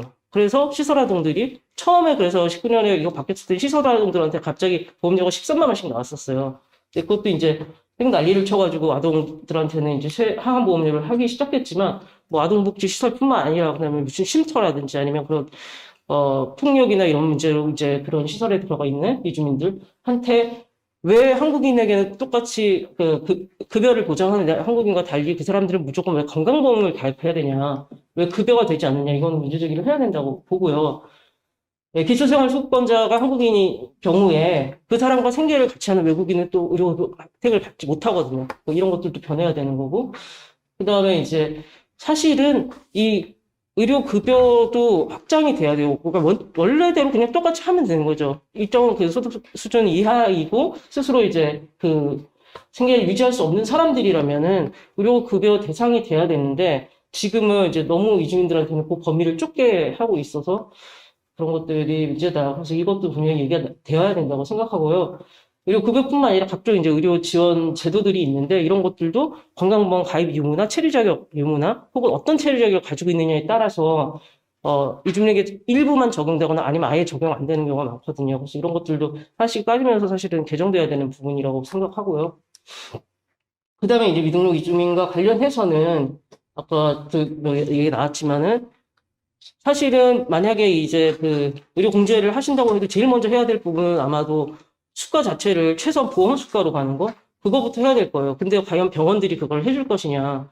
그래서 사실 이게 의료기관과의 협력이 없으면 되게 힘든 일인데 그러니까 수가를 어떻게 할 것이냐는 가장 먼저 얘기가 돼야 될 거고 그 다음에 거기에서 얼마만큼 지원이 되고 얼마만큼이 본인 부담이 돼야 되는 건지가 이제 정해져야 될 것 같습니다. 그리고 사실은 저희가 해외 사례들을 좀 보면은 그래 신청하고 뭐 멀쩡한 사람들은 모르겠지만 그 보건의료 취약계층이 있잖아요. 그래서 아동이라든지 장애인이라든지 특히 산모 신생아 이런 사람들에 대해서는 필수 의료에 접근할 수 있는 저거를 제공을 하거든요. 그래서 이 사람들이 설사 그쪽에 있는 건강보험 같은 시스템에 자격이 안 되는 사람들이 할지라도 공공병원에 간다든지 뭐 아니면 이제 국가에서 하는 1차 의료기관 같은 데 간다면 다 똑같은 혜택을 받을 수 있는 거죠. 근데 사실은 한국은 공공의료기관이 너무 적고요. 그래서 이게 사실은 네, 하여튼 의료가 엉망이죠. 그래서 이게 역시 마찬가지로 같이 가야 되는 건데 공공의료기관이 늘어나지 않으면 이제 이런 얘기들을 어디다 할 수가 없는 거예요. 사병원에 가가지고 이 사람들한테 필수 의료를 제공해라, 이 사람들한테 무슨 건강보험 수가를 적용하라 이런 얘기가 얼마나 먹힐 거냐는 거죠. 다 영리를 추구하는 병원들인데 그래서 그런 생각이 들고요. 그 다음에 그 외국인 근로자금 지원 사업에서 사실 가장 많은 퍼센트를 차지하는 거, 그 다음에 서울에 있는 그 의료공제에서 가장 많은 퍼센트를 차지하는 게 산모 신생아입니다. 임신 출산, 그리고 만약에 신생아가 태어났을 때 이제 신생아 중환자의 경우. 그래서 이런 부분들은 그 전체 예산이 아니라 따로 가야 되는 거죠. 그래서 그 의료지원, 보건복지부에서 하는 의료지원 사업도 산모 신생아 부분은 저는 따로 빠져야 된다고 생각해요. 그거를 다 같이 통으로 하면은 이 사람들은 이 사람대로 죽어나가는 거고 진짜 아파가지고 죽어나가는 사람들도 죽어나가는 거죠. 그래서 그건 좀 별개로 가야 된다라는 생각이 들고요. 그 다음에 당연히 뭐 지금 무슨 통보의무 면제, 뭐 공공의료기관에서 통보의무 면제 하겠다는데 이건 통보의무 면제 정도가 아니라 굉장히 강력하게 그냥 그런 얘기는 아무한테도 하면 안 되는 거죠. 그냥 환자의 신상 정보에 대해서 특히 이제 체류 관련해서 그런 그런 것들은 어디에서도 서로 주고받고가 안 돼야 되는 거고, 사실 그래야지 어떤 지원이나 아니면 보험이나 이런 것들도 좀 제대로 될 수 있을 거라고 생각하고요. 어쨌든 앞으로 저는 뭐 여러분들이 여기서 하셔야 될 가장 중요한 과제가 지역사회의 그 협력관계 구축이라고 생각하는데요. 이게 단체들만의 힘으로 되는 것도 아니고, 의료기관도 저희도 뭐 이제 부산에서도 협력의료기관 뭐 이렇게 그 보험 수가랑 그다음에 50% 정도 감면받고 이런 것들을 해봤지만, 병원이 이제 선의를 가지고 이제 좋은 병원장님이 하다가도 병원의 이제 경영난과 그다음 이런 저런 이제 문제들 또 병원장이 바뀌고 이사진이 바뀌고 이러면 다 그냥 한꺼번에 무너지는 거거든요. 그래서 이제 지역에 그런 게 조금 더 넓은 범위에서 좀 탄탄하게 있어야지 그게 뭔가 바깥의 외부의 어떤 변화랑 무관하게 좀 그나마 좀 안정적으로 흘러갈 수 있지 않을까라는 생각이 들어서 이거는 좀 굉장히 좀 넓은 단위에서 되게 깊이 있는 얘기들이 좀 오가야지 가능하지 않을까 하는 생각이 듭니다. 너무 오래 했습니다. 죄송합니다. 마지막 토론회입니다. 미등록 이주민의 의료 공제의 필요성과 동행의 역할이라는 주제로 양선희 대표님께서 토론해 주시겠습니다. 저는 이제 사실 이주민과 관련된 일을 그렇게 많이 하는 사람 아니고요. 제가 이제 전에 그 근로자 건강센터 할 때 이제 이주민들, 미등록 이주민들이 저를 찾아와서 이제 대구 의료원 연계해주고 뭐 이런 일들을 했었고요. 동산병원에서 이제 진료하다가 그 미등록 이주민 분이 찾아오셨는데 한 열흘 정도 입원해서 처치를 받고 진료비가 2,700만 원 나왔다 소리 들었어요. 그 소리를 듣고 저는 이제 그분이 만약에 살아서 병원 밖을 나가신다면 그냥 튀라고 얘기를 하고 싶었거든요.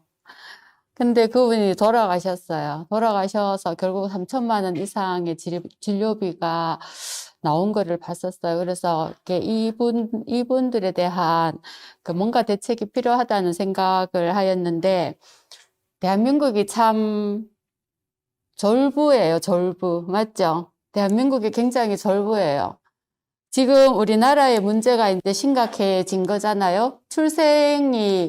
출생자 수가 이제 사망자 수보다가 적어진 거죠. 태어나는, 그대로 놔두면 우리나라는 이제 인구가 점점 감소하는 나라가 됐고, 그 다음에 젊은 사람이 돈을 벌어서 연세 드신 분들을 부양해야 되는데, 이제 부양해야 되는 연령이 이 중위 연령이라고 하죠. 이 중위 연령대가 이렇게 높아진 거예요, 점점. 그러니까 이제 17년에 42세가 됐는데 67년 되면 62세가 중위 연령이 된다는 거죠. 그러면 우리가 제가 나이가 그만큼 됐을 때 누구한테 부양받을 것이냐. 이게 지금 대한민국의 문제인 거죠. 그래서 OECD 국가 중에서 보면은 국가별 총 부양비가 가장 높은 게 대한민국입니다. 이것 때문에 아마도 대한민국이 이주 노동자들을 많이 받아들인 것 중에 하나겠죠. 그리고 이제 또 보면 인력 부족률이 이렇게 섞여져 있는데, 인력 부족률이 90년도에 굉장히 이 프로테이지가 높았어요. 그때 시점에서 우리가 이제 고용허가제나 산업연수생 제도 이런 것들을 도입하게 되죠. 이렇게 써먹을 땐 이런 표들은 이제 다 앞에서 말씀을 하셔가지고 제가 통과를 하겠습니다. 근데 이 이주 노동자 관련해서 데이터들은 보면은 자료마다 굉장히 좀 다른 측면들이 있는데, 여튼 이제 이 2019년도 20년도 우리가 코로나를 겪으면서 이주민들이 굉장히 수적으로 감소를 했다라는 것에 대해서 굉장히 좀 안저하고 있다는 생각이 좀 드는데, 앞에 그래프에서 보셨듯이 60년대, 우리가 2060년이 됐을 때 어떻게 될 것인가를 생각하면 앞으로 우리나라에서 정책적으로 이주민들을 더욱더 받아들일 것은 명약관화하다라고 생각이 들어집니다. 이런 시점에서 우리가 지금도 이렇게 불법으로 빠지는, 어쩔 수 없이 불법으로 빠지는 이런 사람들이 지금 줄어드는 것 같았다가 다시 올라가고 있죠. 이런 상황에서 이제 우리가 뭔가 좀 대책을 내놓아야 된다, 이런 생각을 하고 있고요. 사실 알고 보면 대한민국이 굉장히 얌체잖아요. 우리나라 사람들이 아이들을 안 놓고 싶어 하는 이유가 뭡니까? 교육비 많이 들거든요. 양육비 많이 들거든요. 그런데 이주민들이 들어오면은 거의 그저 20살까지 다 키워놓은 사람들을 먹여주고 재워주고 교육시켜주고 다 키워놓은 사람들을 우리나라에 불러 들어와서 일 시켜 먹고 돈 조금 주고 그죠? 근데 기본적으로는 보면 우리는 이제 부모가 대한민국에 있으니까 엄마가 살던 집, 아버지가 살던 집, 가족이 살던 집이 있습니다. 근데 이들은 딱 들어오면 우리나라에 뭐가 있습니까? 아무것도 없습니다. 그냥 방 하나 구하든지 회사에서 제공하는 기숙사가 있으면 거기서 살든지 거기서부터 새로 시작해야 되는 지점이 있는데 이제 이렇게 많은 교육비 우리나라 사람들이 감당하기 싫은 힘든 우리나라 사람한테도 힘든 이런 것들을 이제는 이게 힘드니까 정부에서 그런 정책들을 하는 게 아니냐. 근데 정말로 이제 기가 막힌 일들이 이런 게 우리나라 사람들이 제가 요즘 왜 한국이 왜 이렇게 됐을까 이런 생각 굉장히 많이 하거든요. 앞에서도 계속 이제 우리 김사강 선생님 말씀하신 내용들이 보면 조건들, 서류들 조건들이 굉장히 많아요. 그러니까 우리나라의 모든 이 정책이나 사고의 기본은 일단은 이 사람이 나쁠 거다라는 것을 가정하고 모든 걸 시작하는 거예요. 근데 이게 유럽은 그렇진 않다고 제가 들었어요.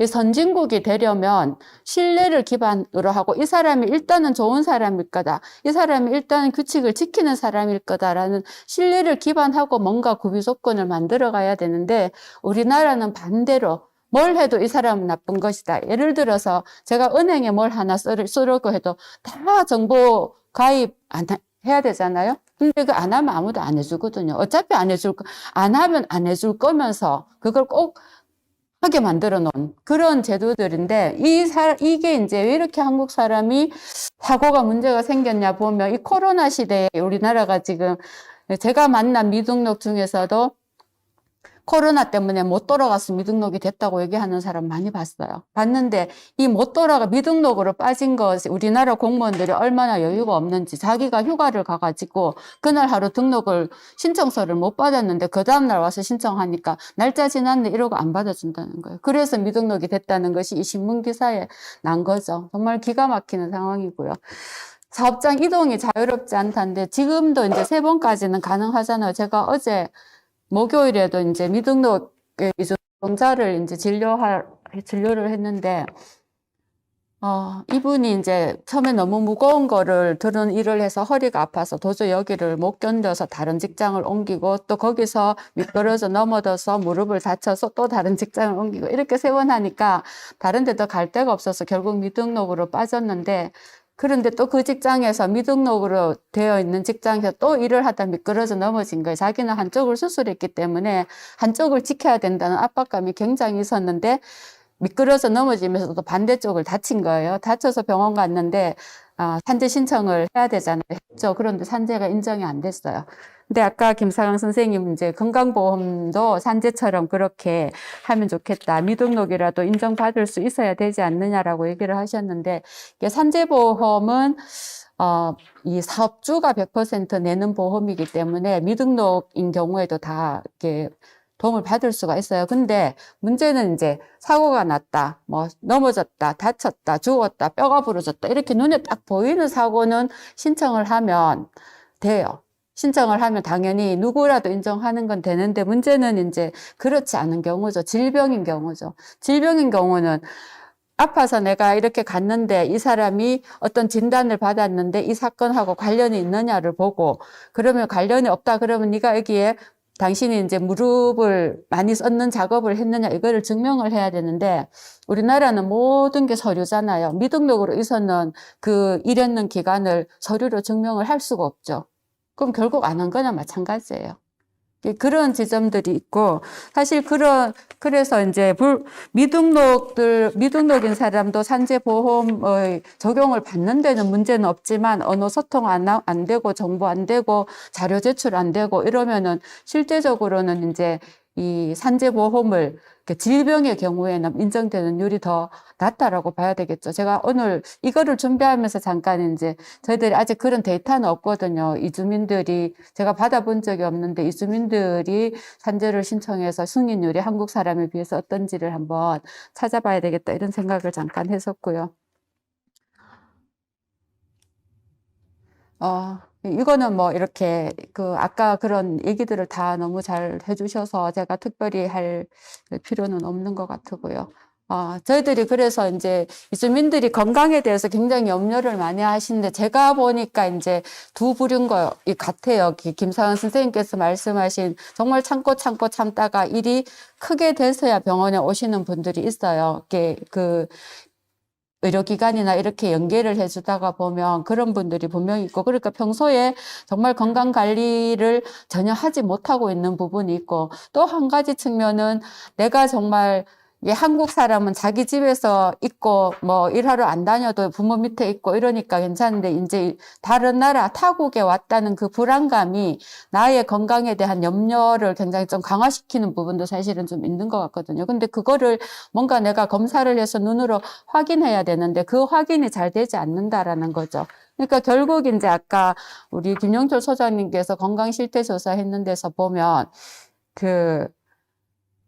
건강검진을 30%는 어디선가 했잖아요. 미등록인데. 아까 그 자료에 보면 있거든요. 건강검진을 안 했다가 한 60%가 있고, 건강검진을 어느 기관에 가서 했다가 한 30% 정도 있어요. 그러면 그 사람들은 일반 종합검진이라든지 이 건강보험과 무관한 검진을 했을 거 아니에요. 미등록이니까. 그러면 그 사람들은 이 건강에 대한 불안이 있기 때문에 그만큼 돈을 주고서라도 자기 건강 상태를 확인하고 싶어 하는 마음들이 있는 거죠. 그런 지점이 있는데, 그래서 저희들이 이제 작년에 12월에 그 센터 네 곳에서 이제 일단 검진을 한번 해보자 이렇게 해서 했거든요. 근데 저희들도 이제 장비나 이런 거를 센터에 뭐 다 이렇게 할 수는 없으니까 그냥 가서 했는데 이제 혈액 검사 위주로 했거든요. 그런데 우리가 설문조사를 하면, 이 조사를 하면서 성함 쓰고 뭐 키 쓰고 몸무게 쓰고 이걸 하면서 처음부터 막 부딪히는 거예요. 당신 키가 얼마예요? 몰라요. 몸무게 몇 킬로예요? 몰라요. 우리가 건강관리 하는 데 있어서 기본은 키 몸무게를 재는 건데 그걸 일단 모르는 거예요. 어디서든지 키 몸무게를 재볼 기회도 별로 없는 거죠, 결국은. 그런 지점이 있었던 거고요. 그 다음에 이제 저희들이 검사를 했는데 이 주민들은 사실 저희들은 이제 금요일까지 보통 일을 하거나 토요일 오전까지 일을 하고 이러는데 이 주민들은 되게 늦게까지 많이 일을 해서 제가 듣기로 이제 어느 교회 이주민센터 이런 데는 일요일 예배도 일찍 안 보고 늦게 본다 하시더라고요. 왜냐하면 일요일 날 충분히 좀 휴식이 필요하니까 일주일 동안 너무 고되게 일을 해서 그런 지점이 있어서 저희들이 건강검진을 할 때 그런 지점들 때문에 저희들이 혈액 검사는 좀 더 정확하게 하려면은 8시간, 6시간 이상 공복을 해라 이런 지침이 있는데 굳이 공복을 해라고 요구하기가, 강요하기가 굉장히 어려운 부분이 있고 일부 센터에서는 그래도 잘 굶고 오신 분들이 많이 있었어요. 근데 대부분의 연령은 이제 20에서 40대인데, 그러니까 소장님 발표했던 실태조사에서와 마찬가지로 30대가 제일 많았어요. 30대가 제일 많았고, 이 사실 이게 56.3%가 키 몸무게 못 알아서 못 적은 사람들인데, 적은 사람들 중에도 막 추정해서 다른 거기 같이 계시는 분들하고 키 맞춰서 얼마냐 뭐 이렇게 이제 추정해서 적은 분들이 많았고요. 이 검진을 하면서 특이한 게 고혈압이 너무 많이 나오는 거예요. 보통 이제 의학적으로 우리가 뭐 고혈압을 한 자리에서 한 번 재가지고 당신 고혈압이다라고 얘기를 하지는 않거든요. 그렇지만 이분들이 거기 검진하러 오신 분의 40%가 넘게 이제 혈압이 막 높게 나왔어요. 그 이유가 뭘까? 왜 이분들이 이렇게 혈압이 높을까? 네, 그런 이제 지점이 고민이 좀 되었었는데, 일단 뭐, 이렇게 생각해 볼 수 있는 거는 그렇죠. 이분들이 평소에 좀 뭔가 많은 불안을 가지고 있다. 아니면 어젯밤에 야근을 했다. 뭐 이런 것도 있을 수 있고, 또 한 가지, 내 검진에 대한 두려움 같은 것도 있을 것 같아요. 내가 검진을 하는데 혹시 내한테 뭔가 이상이 나오지 않을까? 그리고 이 검진이라는 것이 대한민국 사람들한테는 너무나 지금은 일반적이고, 뭐 종합검진 회사에서 종합검진 해주신 데도 많고 이런데 이분들은 이제 검진을 안 하잖아요. 안 하는 사람들이 검진을 하러 왔을 때의 어떤 그런 긴장감, 이런 것들이 좀 요인이 작용하지 않았을까 이런 생각들도 좀 들고요. 젊은 사람들, 20대, 30대, 40대 굉장히 젊은 사람들임에도 불구하고 콜레스테롤이나 중성지방, 간기능성, 당뇨병, 고혈압 이런 데서 좀 유소견이 의심되거나 조금 더 추적을 해보거나 아니면 이 정도면 치료를 해야 되겠다 이런 사람들의 비율이 상당히 있어서 이분들의 이제 이 사실은 자기의 건강 상태를 알아야지 이 결과들을 가지고 자기가 건강 관리를 할 수가 있는데, 이런 검진을 받을 받을 수 있는 배제되는 상황이 되어 있었고요. 그래서 사실 우리나라에서는 대부분 이제 국가에서 건강 관련해서 어떤 사업들을 할 때 되게 유병이 한 5% 이상 되면 되게 사업을 하거든요. 옛날에 비형간염 같은 경우에도 옛날에 10% 이렇게 유병이 될 때는 열심히 비형간염에 대해서 검진을 했었는데 지금은 한 2.8% 이렇게 3% 미만대로 떨어졌으니까 좀 많이 안 하지만요. 그래서 이제 그런 수준과 비춰봤을 때 상당한 유병 상태다라는 지점, 미등록 이주민들에게서요. 그런 지점이 있어서 정기적으로 또 건강검진을 하는 게 굉장히 필요하다라는 생각이 들고요. 그래서 우리 동행은, 저희들이 사실 할 줄 아는 게 별로 없었어요. 이렇게 이제 우리 속해 있는 선생님들이 이제 의사가 좀 많고 또 이주민 센터에서 일하시는 분들이 좀 많은데 저희들이 막 인권을 주장하고 이러기에는 좀 너무 힘에 부딪히니까 사실 건강권이라도 좀 더 같이 할 수 있는 부분이 있느냐 이렇게 이제 생각해서 이렇게 시작하게 된 거고요. 가장 중요한 건 이건 것 같아요. 아까 사강 선생님 말씀하신 것처럼 이렇게 정부가 좀 제대로 제도를 잘 보완하고 다듬어서 실시할 수 있도록 우리가 좀 목소리를 좀 많이 내는 게 가장 중요한 것 같고요. 그 다음에 이제 저희들이 좀 가능하면 이렇게 협력병원들을 많이 만들어서 이분들이 조금 안심하고 진료를 받을 수 있는 그런 상황을 조금 만들어 가고요. 그래도 이제 좀 더 여유가 있다면 이제 검진도 좀 정기적으로 해서 어떻게 관리해야 되는지도 좀 얘기할 수도 있고 그렇게 하려고 이제 동행을 생각하고 있습니다.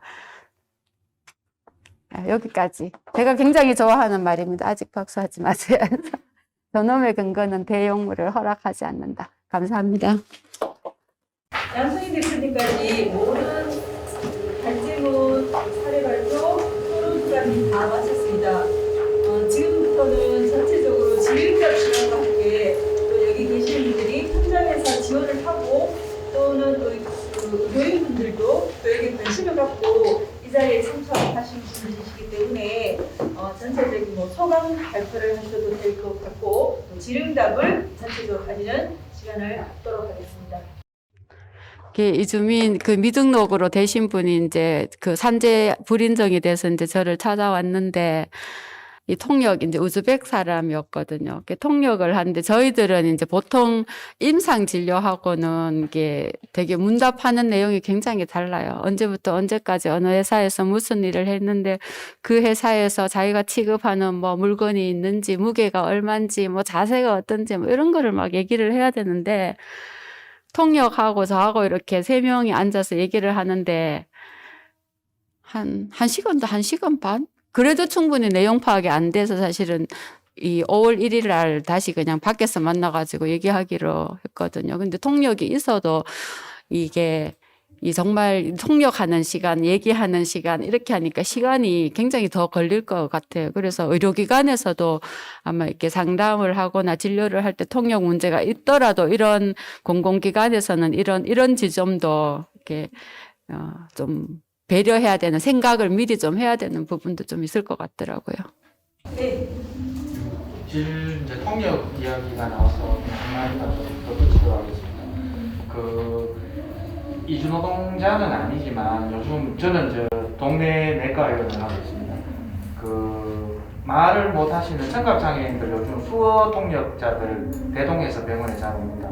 그러면 그 전에는 우리가 이제 당뇨나 고혈압, 특히 당뇨병 같은 경우에는 설명할 내용이 아주 좀 자세한 설명이 필요한 경우가 많은데 환자들만 오셨을 때 이렇게 필담을 한 번씩 하긴 하지만 필담이 잘 안 되기도 하고 또 많은 내용을 전달하기 힘들었지만 요즘 이제 수어 통역자들이 오시면서 정말 속 시원하게 설명드리고 환자들도 만족하고 저도 너무 속이 시원하고 그런 이제 경험들을 하거든요.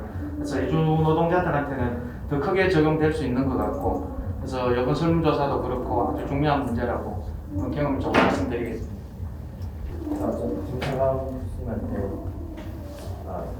질문인데 잘 몰라서 또 요 이주민에 대한 의료가 바뀌고 나서 이제 의무가 바뀌고 나서 어쩔 수 없이 미등록이나 이제 체납된 경우가 많은데 뭐 가입하지 않는다거나 체납을 해서 이렇게 체류 기간에 영향을 준다든지 뭐 비자 발급에 영향을 준다든지 그런 게 있습니까? 네.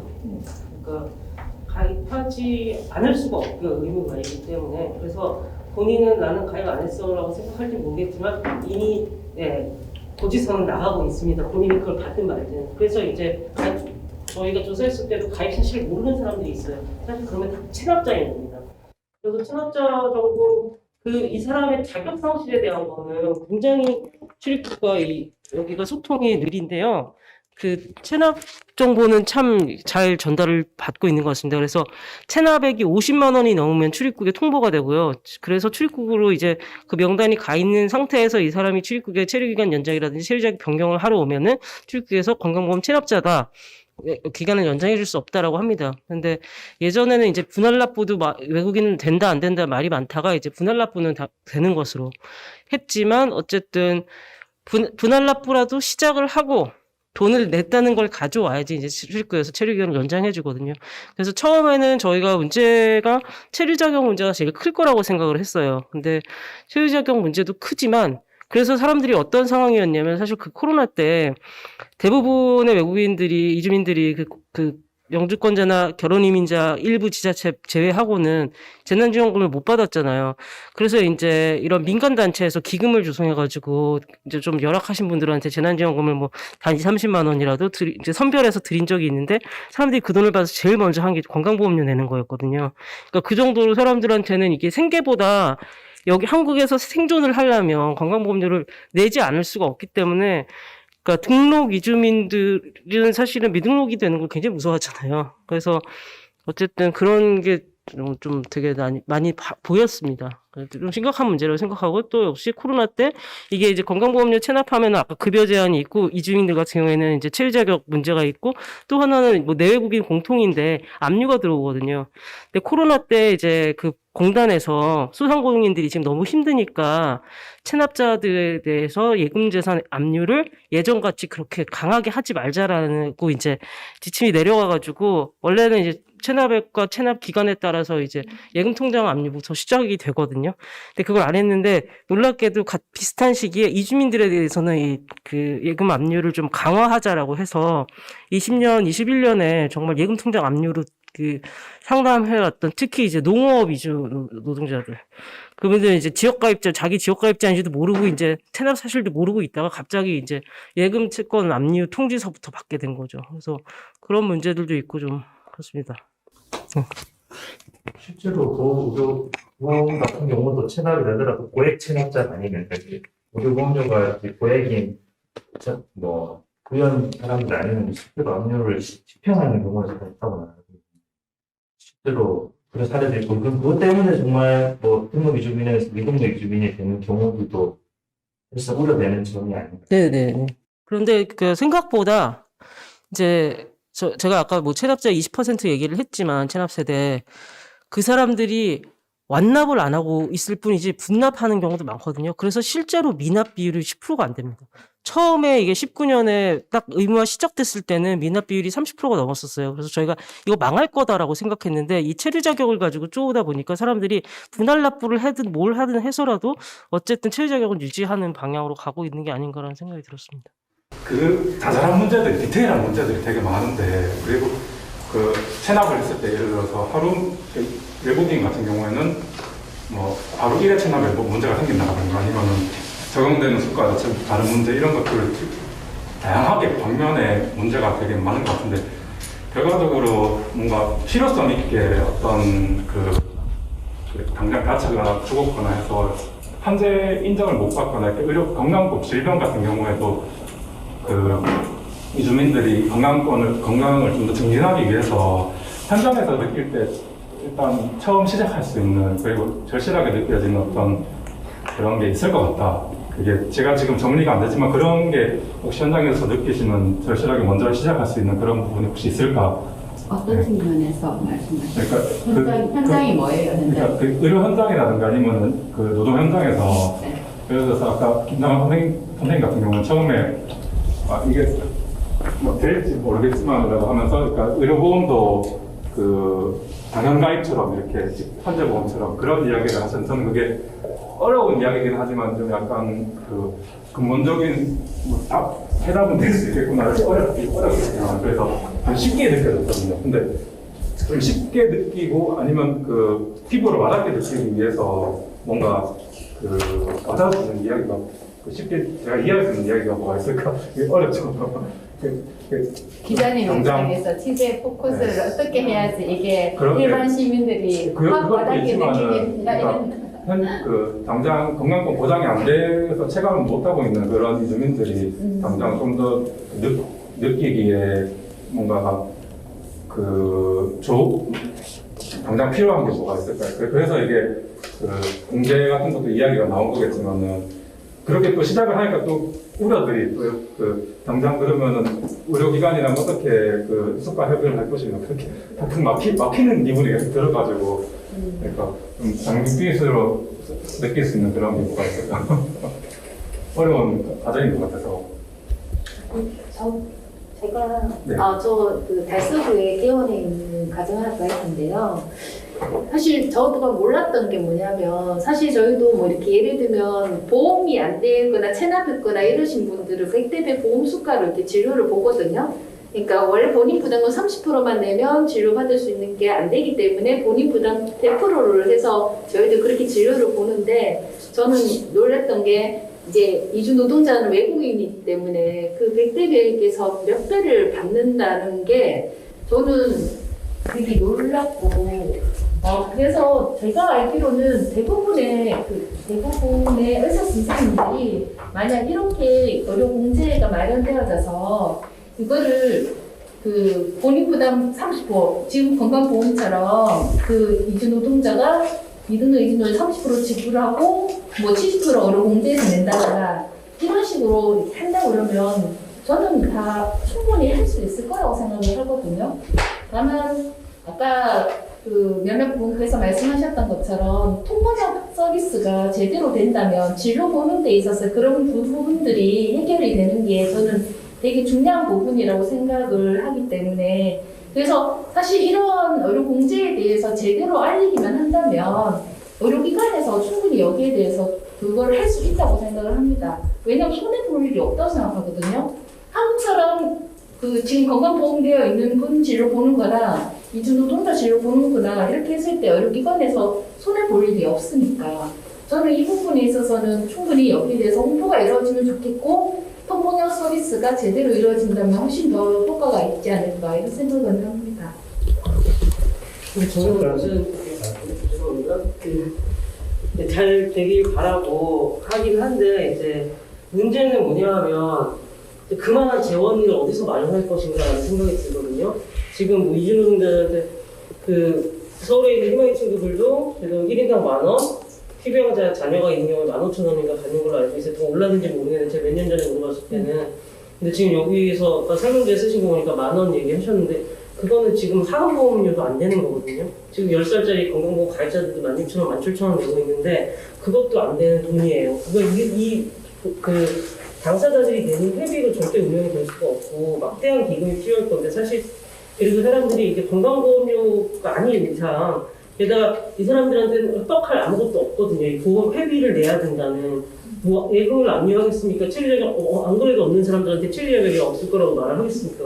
그러면 정말로 아픈 사람이어서 이게 필수적이 아닌 사람은 그 10,000원도 안 될 가능성이 되게 큰 거예요. 처음에는 회원을 가입하겠죠. 그래서 그거를 어떻게 유지할 것인가도 되게 큰 것 같고 회비를 어떻게 책정할 것인가 그리고 회비로는 절대로 충당되지 않기 때문에 그 기금들은 어떻게 마련될 것인가 그래서 이게 보험공단이 70%, 80%를 지급하는 것처럼 의료공제가 그만큼을 반드시 지급한다는 확신이 있으면 의료기관들도 다 오케이를 하겠지만 그게 안 되면 사실은 의료기관들이 그거를 못하는 거죠.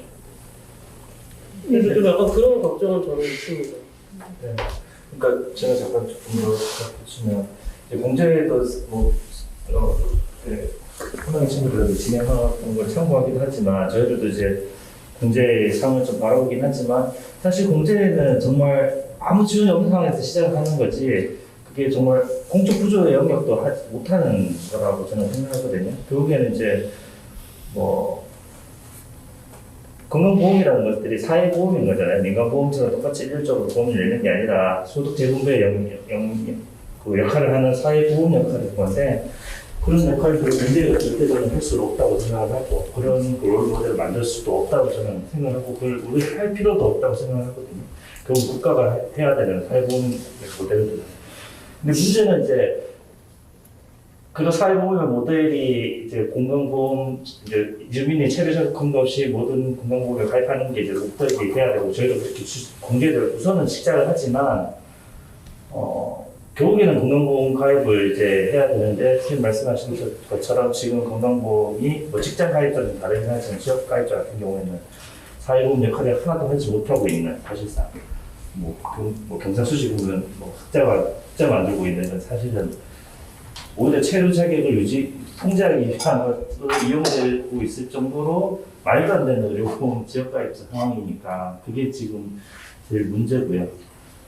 조금 덧붙이자면 그러니까 저희들 입장에서는 뭐 아까도 말했지만 이제 체납이 돼서 미등록 이주민과 똑같이 서비스 받지 못하는 분들까지 생각을 해야 되니까 그분들 생각하면 저도 답이 없긴 하지만 어쨌든 미등록 가입들이 보험 가입을 할 수 있는 방법이 좀 세련된 방법이 뭘까? 증권이나 이런 거 말고 세련된 방법이 뭘까? 이렇게 생각을 하면 지금처럼 민간 사회보험의 혜택을 못 받는 지금 상황에서라도 그걸 해야 되는 걸까 이런 생각이 들 정도로 좀 답답합니다. 그래서 물론 이제 동시에 어쨌든 가입하는 것과 지금의 이제 유주민 전체적인 의료 건강보험 제도 개혁이 함께 이제 이루어져야 되는데 저희들도 어떻게 하면 가입할 수 있는 그런 세련된 방안들이 뭔지 좀 고민이 됩니다. 그 김선희 선생님 말씀하신 그 국대수가 부분요. 개원가에서는 그렇게 안 하잖아요. 그죠? 개원가에서는 그냥 보험카드 없어도 뭐 2.5% 내고 이런 거 안 하잖아요. 그냥 검수가 100%. 개원가에서는 그러니까 2배, 3배, 4배 이런 식으로 하는 데는 거의 없을 거고요. 근데 보통 일반적으로 보험 수가하고 일반 수가하고는 다르게 하니까 보험 100%하고 일반 수가는 꽤 다르게 하니까 만약에 우리가 이제 의료 공제를 만들어서 협력병원을 이렇게 이제 같이 하자 할 때 보험 100%로 해주세요 하면 뭐 싫어할 병원도 많이 있을 거고 근데 뭐 받아들일 병원도 꽤 있을 거니까 김 선생님 이야기는 꽤 있을 거니까 공제 협력병원을 꾸려나가는데 많이 어렵지는 않을 것이다 뭐 그런 정도의 근데 되게 조금 큰 규모 병원에서 국제수가 이걸 적용하는 것 같아요. 그죠? 그 해외 의료 해외 진출 및 외국인 환자 유치 지원에 관한 법률 이런 게 있더라고요. 그 큰 병원에서 그거를 이제 적용해가지고 한국의 의료 관광을 오는 사람한테 적용하는 수가로 만들어 놓은 게 국제수가인 것 같은데 우리나라에서 와서 이제 미등록으로 빠진 사람들도 이걸 이제 병원에서 적용을 하는 것 같아요. 주로 이 대학병원이 문제인 것 같아요. 1, 2차 병원은 아름아름으로도 이렇게 일반 수가들은 혜택을 받지만 결국 활동가들이 지금 우리 모금운동하면 뭐 최소 3천만 원, 4천만 원. 근데 그 수가가 국제 수가로 내게 돼 있어요. 근데 그게 뭔가 제도적 문제가 아니고 대학 병원장의 의지 문제더라고요. 국가인권위원회에서도 이 우리나라에서 노동하는 불법 노동자라도 이렇게 국제 수가 매기는 건 인권 기준이 맞지 않다라고 권고사항이 내려왔음에도 불구하고 이제 그 시행을 안 하는 이유가 저는 잘은 모르겠는데 만약에 그걸 정상적으로 일반 수가 국가인권위원회 권고대로 받으면 자기 병원에 몰려올까라는 그런 이야기를 하더라고요. 지금 대구 같은 경우는 파티마 병원이 그 원장님의 의지가 있어요. 근데 다른 대학병원도 동시에 진행하면 나서겠다는 이야기를 제가 들었는데 본인 병원만 그 수가를 일반 수가로 낮추면 거기 너무 많은 이제 이주민들이 오게 되고 그로 인한 조금 어려움이 있다라고 이야기를 하더라고요. 그래서 저는 오늘 언론사에서 좀 그 지점을 그건 우리가 무리한 요구를 하는 것도 아니고 대학생들에서 과하게 조금 부과하고 있는 부분에 대해서 조금 기사를 해주면 아마 대학병원장들이 그 기사를 조금 우리가 가지고 좀 대구만큼이라도 정상화할 수 있는 그런 조금 좀 돌파구가 있지 않을까 그런 그때 저희 건강보험법 관련해서도 이제 문제제기를 계속 하고 있지만 사실은 이 선생님 지금 말씀하신 그 외국인 환자 유치 지원법도 마찬가지고 그러면 이게 원래 국제수가 외국인 수가는 외국인 환자를 유치하기 위해서 만든 거니까 외국인 환자로 들어오는 사람들은 그 의료관광 비자를 따로 받는단 말이에요. 그러면 이 수가는 의료관광 비자를 가진 사람들에게만 그럼 적용해라. 그러면은 억단위를 내고서 여기 와가지고 성인수 하고 싶은 사람들 저걸 하면 되는 거고 그렇지 않고 여기서 살다가 생활하다 일하다가 다친 사람들한테 국제수가를 적용하는 말이 안 되니까 사실은 이 법률에서 적용 범위를 그냥 의료관광 비자로 축소를 하는 그런 문제거든요. 그래서 어쨌든 사실은 말씀하신 것처럼 지역생활을 해야 되는 당장의 사람들이 정말 아프기 때문에 해야 되는 역할이 있고 장기적으로 봤을 때 제도들이 굉장히 부분이 있는데 좀 그 제도들을 볼 때 좀 꼼꼼하게 좀 폭넓게 봤으면 좋겠다는 생각이 들어요. 이런 황당한 법부터 시작해서 건강보험법뿐만 아니라 의료급여법도 봐야 되고 각종 이제 그 건강의 보호시에 그 뭐 진진 부분 보호를 위한 법률들 있잖아요. 그런 것들도 다 보면서 같이 그런 것들의 개선 활동을 같이 나가야 되지 않을까 생각합니다. 그 아까 박근혁 기자님 질문하신 거 뭔가 또 우선 빡한 생각이 있으면 정말 좋겠는데 제가 이제 코로나 환자 보잖아요. 코로나 걸렸던 사람들 상담해 보면 왜 그렇게 많이 다녔냐 하면 제가 걸릴 줄 몰랐어요. 그렇거든요. 근데 보건의 문제가 좀 그런 것 같아요. 예, 근데 우리가 뭔가 이렇게, 이거 건강보험 가입해야지, 뭔가 이렇게 핫한 뭔가 인식이 있으면 좋은데, 저는 이제 진료환경에서 보니까 산재나 뭐 이런 거 하잖아요. 근데 내가 떨어져 죽기 전에 떨어져 죽을 생각 안 하는 거죠. 내가 뭔가 아파서 병원에 실려 가보면, 그때서 이게 정말 중요했구나 생각하는데, 그렇게 되기 전까지는 이게 마음에 확 와닿지가 맞았는지 좀 별로 없어요. 너무 죄송합니다. 뭐 하나 질문 있는데 김상훈 회원한테 다른 분들은 또 지역에서 자주 토론할 수 있는 기회가 또 있는데 멀리서 오셔가지고 고맙습니다. 하나는 어쨌든 이주민들이 아까 말씀하셨던 건강보험 가입부터 이렇게 차별의 문제도 있고 미등록 이주민들의 문제들이 있는데 이주민 건강권 이것을 좀 실현하기 위해서 이렇게 전국적으로 이런 운동들이 어떻게 되어 있는지 이제 하나 소개해 주시고 그다음 하나는 이게 문제는 한두 개가 아닌데 뭐 여기도 선택과 집중이 필요한 건지 아니면 뭐랄까 이렇게 뭐 어디 화력을 어디에 좀 집중을 해서 이걸 좀 이렇게 좀 지형을 바꿔놔야 되는 뭐 하여튼 이런 고민에서 어떤 가지고 계시는 활동 속에서 고민이 있으시면 말씀해 주시면 고맙겠습니다. 네, 뭐 저는 열심히 활동하지는 못했지만 예를 들면 처음에는 저도 부산에 가서 처음 시작하면서 제일 처음 했던 게 부산 경남 지역 미등록 이주민 건강시설에서 시작을 했었거든요. 근데 그 이후로 이제 어쨌든 부산 안에서 했던 건 뭐냐면은 공공병원들이 여기까지 가가지고 사실 미등록 이주민만의 문제는 아니었거든요. 그래서 저희는 그 소외계층 의료안전망 이런 활동을 지역 안에서는 하고 있습니다. 그래서 지금 부산은 부산 의료원이 있고 부산대병원도 어쨌든 여기 이제 시행 기관이기도 하고 공공병원이기도 하고 그래서 주로 의료원이랑 부산대병원 그리고 이제 요즘에는 다 지역마다 공공보건의료 지원단 이런 곳이 있어요. 그래서 이제 그런 곳들이랑 같이 해서 좀 정기적으로 시트회사를 하고 시트회사 할 때는 노숙인 이주민 장애인 같이 하는 경우가 많고요. 그래서 이제 공공병원이 안와야 되는 사람들 그런데 지금 제도적으로 그게 안 되고 있는 사람들 만나서 얘기를 듣고 그래서 이제 약간 지역의 역할, 공공병원의 역할 이런 것들 좀 강화해 보려고 얘기를 많이 하고 있고요. 그다음에 이제 건강보험과 관련해서는 저희는 이제 그거는 지역 안에서 하는 활동이었고, 그다음에 건강보험은 워낙 이민들이 건강보험 미가입자들이 많기 때문에 건강보험 확대가 돼야 된다고 하면서 계속 얘기를 해왔는데 저희는 생각지도 못한 지점에서 이제 보건복지부가 먼저 이거를 시작한 거고.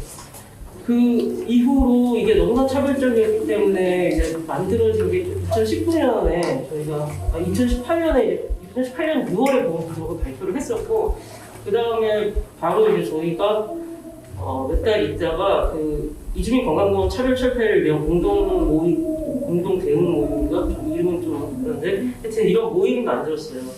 그래서 했던 게 뭐냐면은 이제 보건복지부랑 건강보험공단이랑 되게 여러 번 이제 만나서 간담회를 했었고 뭐 이제 실제로 우리가 된 다음에는 이제 청와대 기자회견 하는데 이제 청와대 통해서 다시 또 간담회 사실은 진짜로 지난 몇 년 동안 보건복지부랑 건강보험공단을 참 많이 만났어요. 참 많이 만났는데 굉장히 조금씩밖에 안 바꾸고 전체적인 틀은 안 바꾸고 뭐 예를 들면 농업 농촌 뭐 거주자들한테 뭐 보험료 깎아주는 거 애들한테는 뭐 하한 보험료 받는 거 이 정도 그렇지 이제 전체적으로 이차별적인 구조는 안 바뀌고 굉장히 강하거든요 이 사람들한테 우리가 왜 그걸 해야 되지? 이것은 여러분들 이것은 차별이 아니라 한국적으로 뭐라고 하여튼 그런 말도 안 되는 얘기들을 계속해요. 그래서 사실 굉장히 말이 안 통한다고 생각을 하는데 그럼에도 불구하고 어쨌든 한국에서는 지금 가지고 있는 것은 이제 건강보험제도라는 제도가 있는 거고 그것이 가능한 확대되면 좀 모두에게 똑같은 제도가 되고 아까 말씀하신 것처럼 이건 사회보험이고 연대 원칙에 의해서 운영되는 건데 소득재산에 따라서 그래서 보험료를 차등내고 하지만 혜택은 똑같이 받고 이게 원칙인데 그게 지금 이주민들에 대해서 깨진 거거든요. 너는 소득이 얼마고 재산이 얼마고 상관없이 무조건 14만 원 이상을 내야 된다는 게 돼버린 거고 그리고 이제 애들한테까지 그렇게 애들 뭐 노인, 장애인, 실직자 뭐 할 것 없이 그냥 모두에게 좀 강하게 하고 있으니까 그게 문제고 그래서 저희가 이거는 이주민 건강보험 차별출생 모임은 이주단체들뿐만 아니라 사실 이주단체 전형적인 이주 노동자들 지원하는 단체뿐만 아니라 사실 처음에 동포단체들이라고 붙였어요. 동포단체, 난민단체. 왜냐하면 그 사람들이 가족 단위로 살고 있는 사람들이었고 그래서 한 집에 여러 장의 보험료 고지서가 날라오기 시작한 사람들이었거든요. 그래서 이주민 단체들 중에서도 기존에 이제 같이 활동할 이 접점이 없었던 분들하고 이제 같이 하기 시작했고 그다음 기존에 있는 건강권 단체들하고 만나기 시작했거든요. 또 체납 문제 같은 경우 원래도 예전에는 한국 사람들이 그 생계형 체납자들 문제가 있었어요. 원래는 급여로 가야겠지만 이런저런 급여를 가지 못하는 사람들. 그래서 정말 먹고 살 수가 없어서 체납하고 있는데 그 체납하는 것이 이 사람들에게 이게 증가되고 있는 상황. 그래서 사실은 한국인들도 예전에는 애들한테까지 이게 보험료 납부의무가 이렇게 세습이 돼서 그러니까 간단하게한테도 몇백만 원씩의 체납액이 쌓이고 되거든요. 부모가 안 내면 그게 이제 연대 책임이기 때문에 보험료는. 근데 이제 그게 미성년자 납부의무 면제된 것도 몇 년 안 됐다고 하더라고요. 그래서 그렇게 이제 생계형 체납자 문제, 그 다음에 그 급여와 그 보험 사이에서 이제 이렇게 하고 있는 줄타기 하고 있는 그 한국인 그걸 소외계층이라고 해야 되나? 저도 지금 그런 문제를 가지고 오랫동안 써왔던 건강권 단체들이랑 같이 하고 있어요. 그래서 약간 이거는 좀 저희가 그래서 범위를 넓혀야겠다. 기존의 이주민 인권운동과는 약간 좀 결을 다르게. 그래서 저도 이제 보험제도라든지 이런 거에 대해서 되게 최근에 되게 많이 공부를 하고 알게 됐거든요. 그전에는 저도 뭐 이런 감이 없었고 그런 건 다 기존의 건강권 단체들의 활동 경험을 통해서 이제 거기에서 따랐던 것들을 이제 제가 또 배운 거고 그래서 좀 이게 지역과 전국구의 약간 싸움 태세가 좀 달라야 될 것 같고 그 두 가지를 다 해야 될 것 같고 그다음에 활동의 범위도 좀 많이 넓어져야 될 것 같다. 그래서 그런 생각이 듭니다. 저는 되게 고무적으로 보고 있는데요. 한편으로는 되게 많이 걱정도 되고 근데 사실은 이런 의료공제의 활동도 20년 이상 해오고 있는 단체들도 있으니까 그런 단체들도 노하우도 있고 그래서 지금 일어나고 있는 이 건강권을 둘러싼 제도들의 변화에 대해서도 좀 다시 같이 싸워주시면 좋을 것 같은 생각이 듭니다. 한국 싸울 때 연락 주시면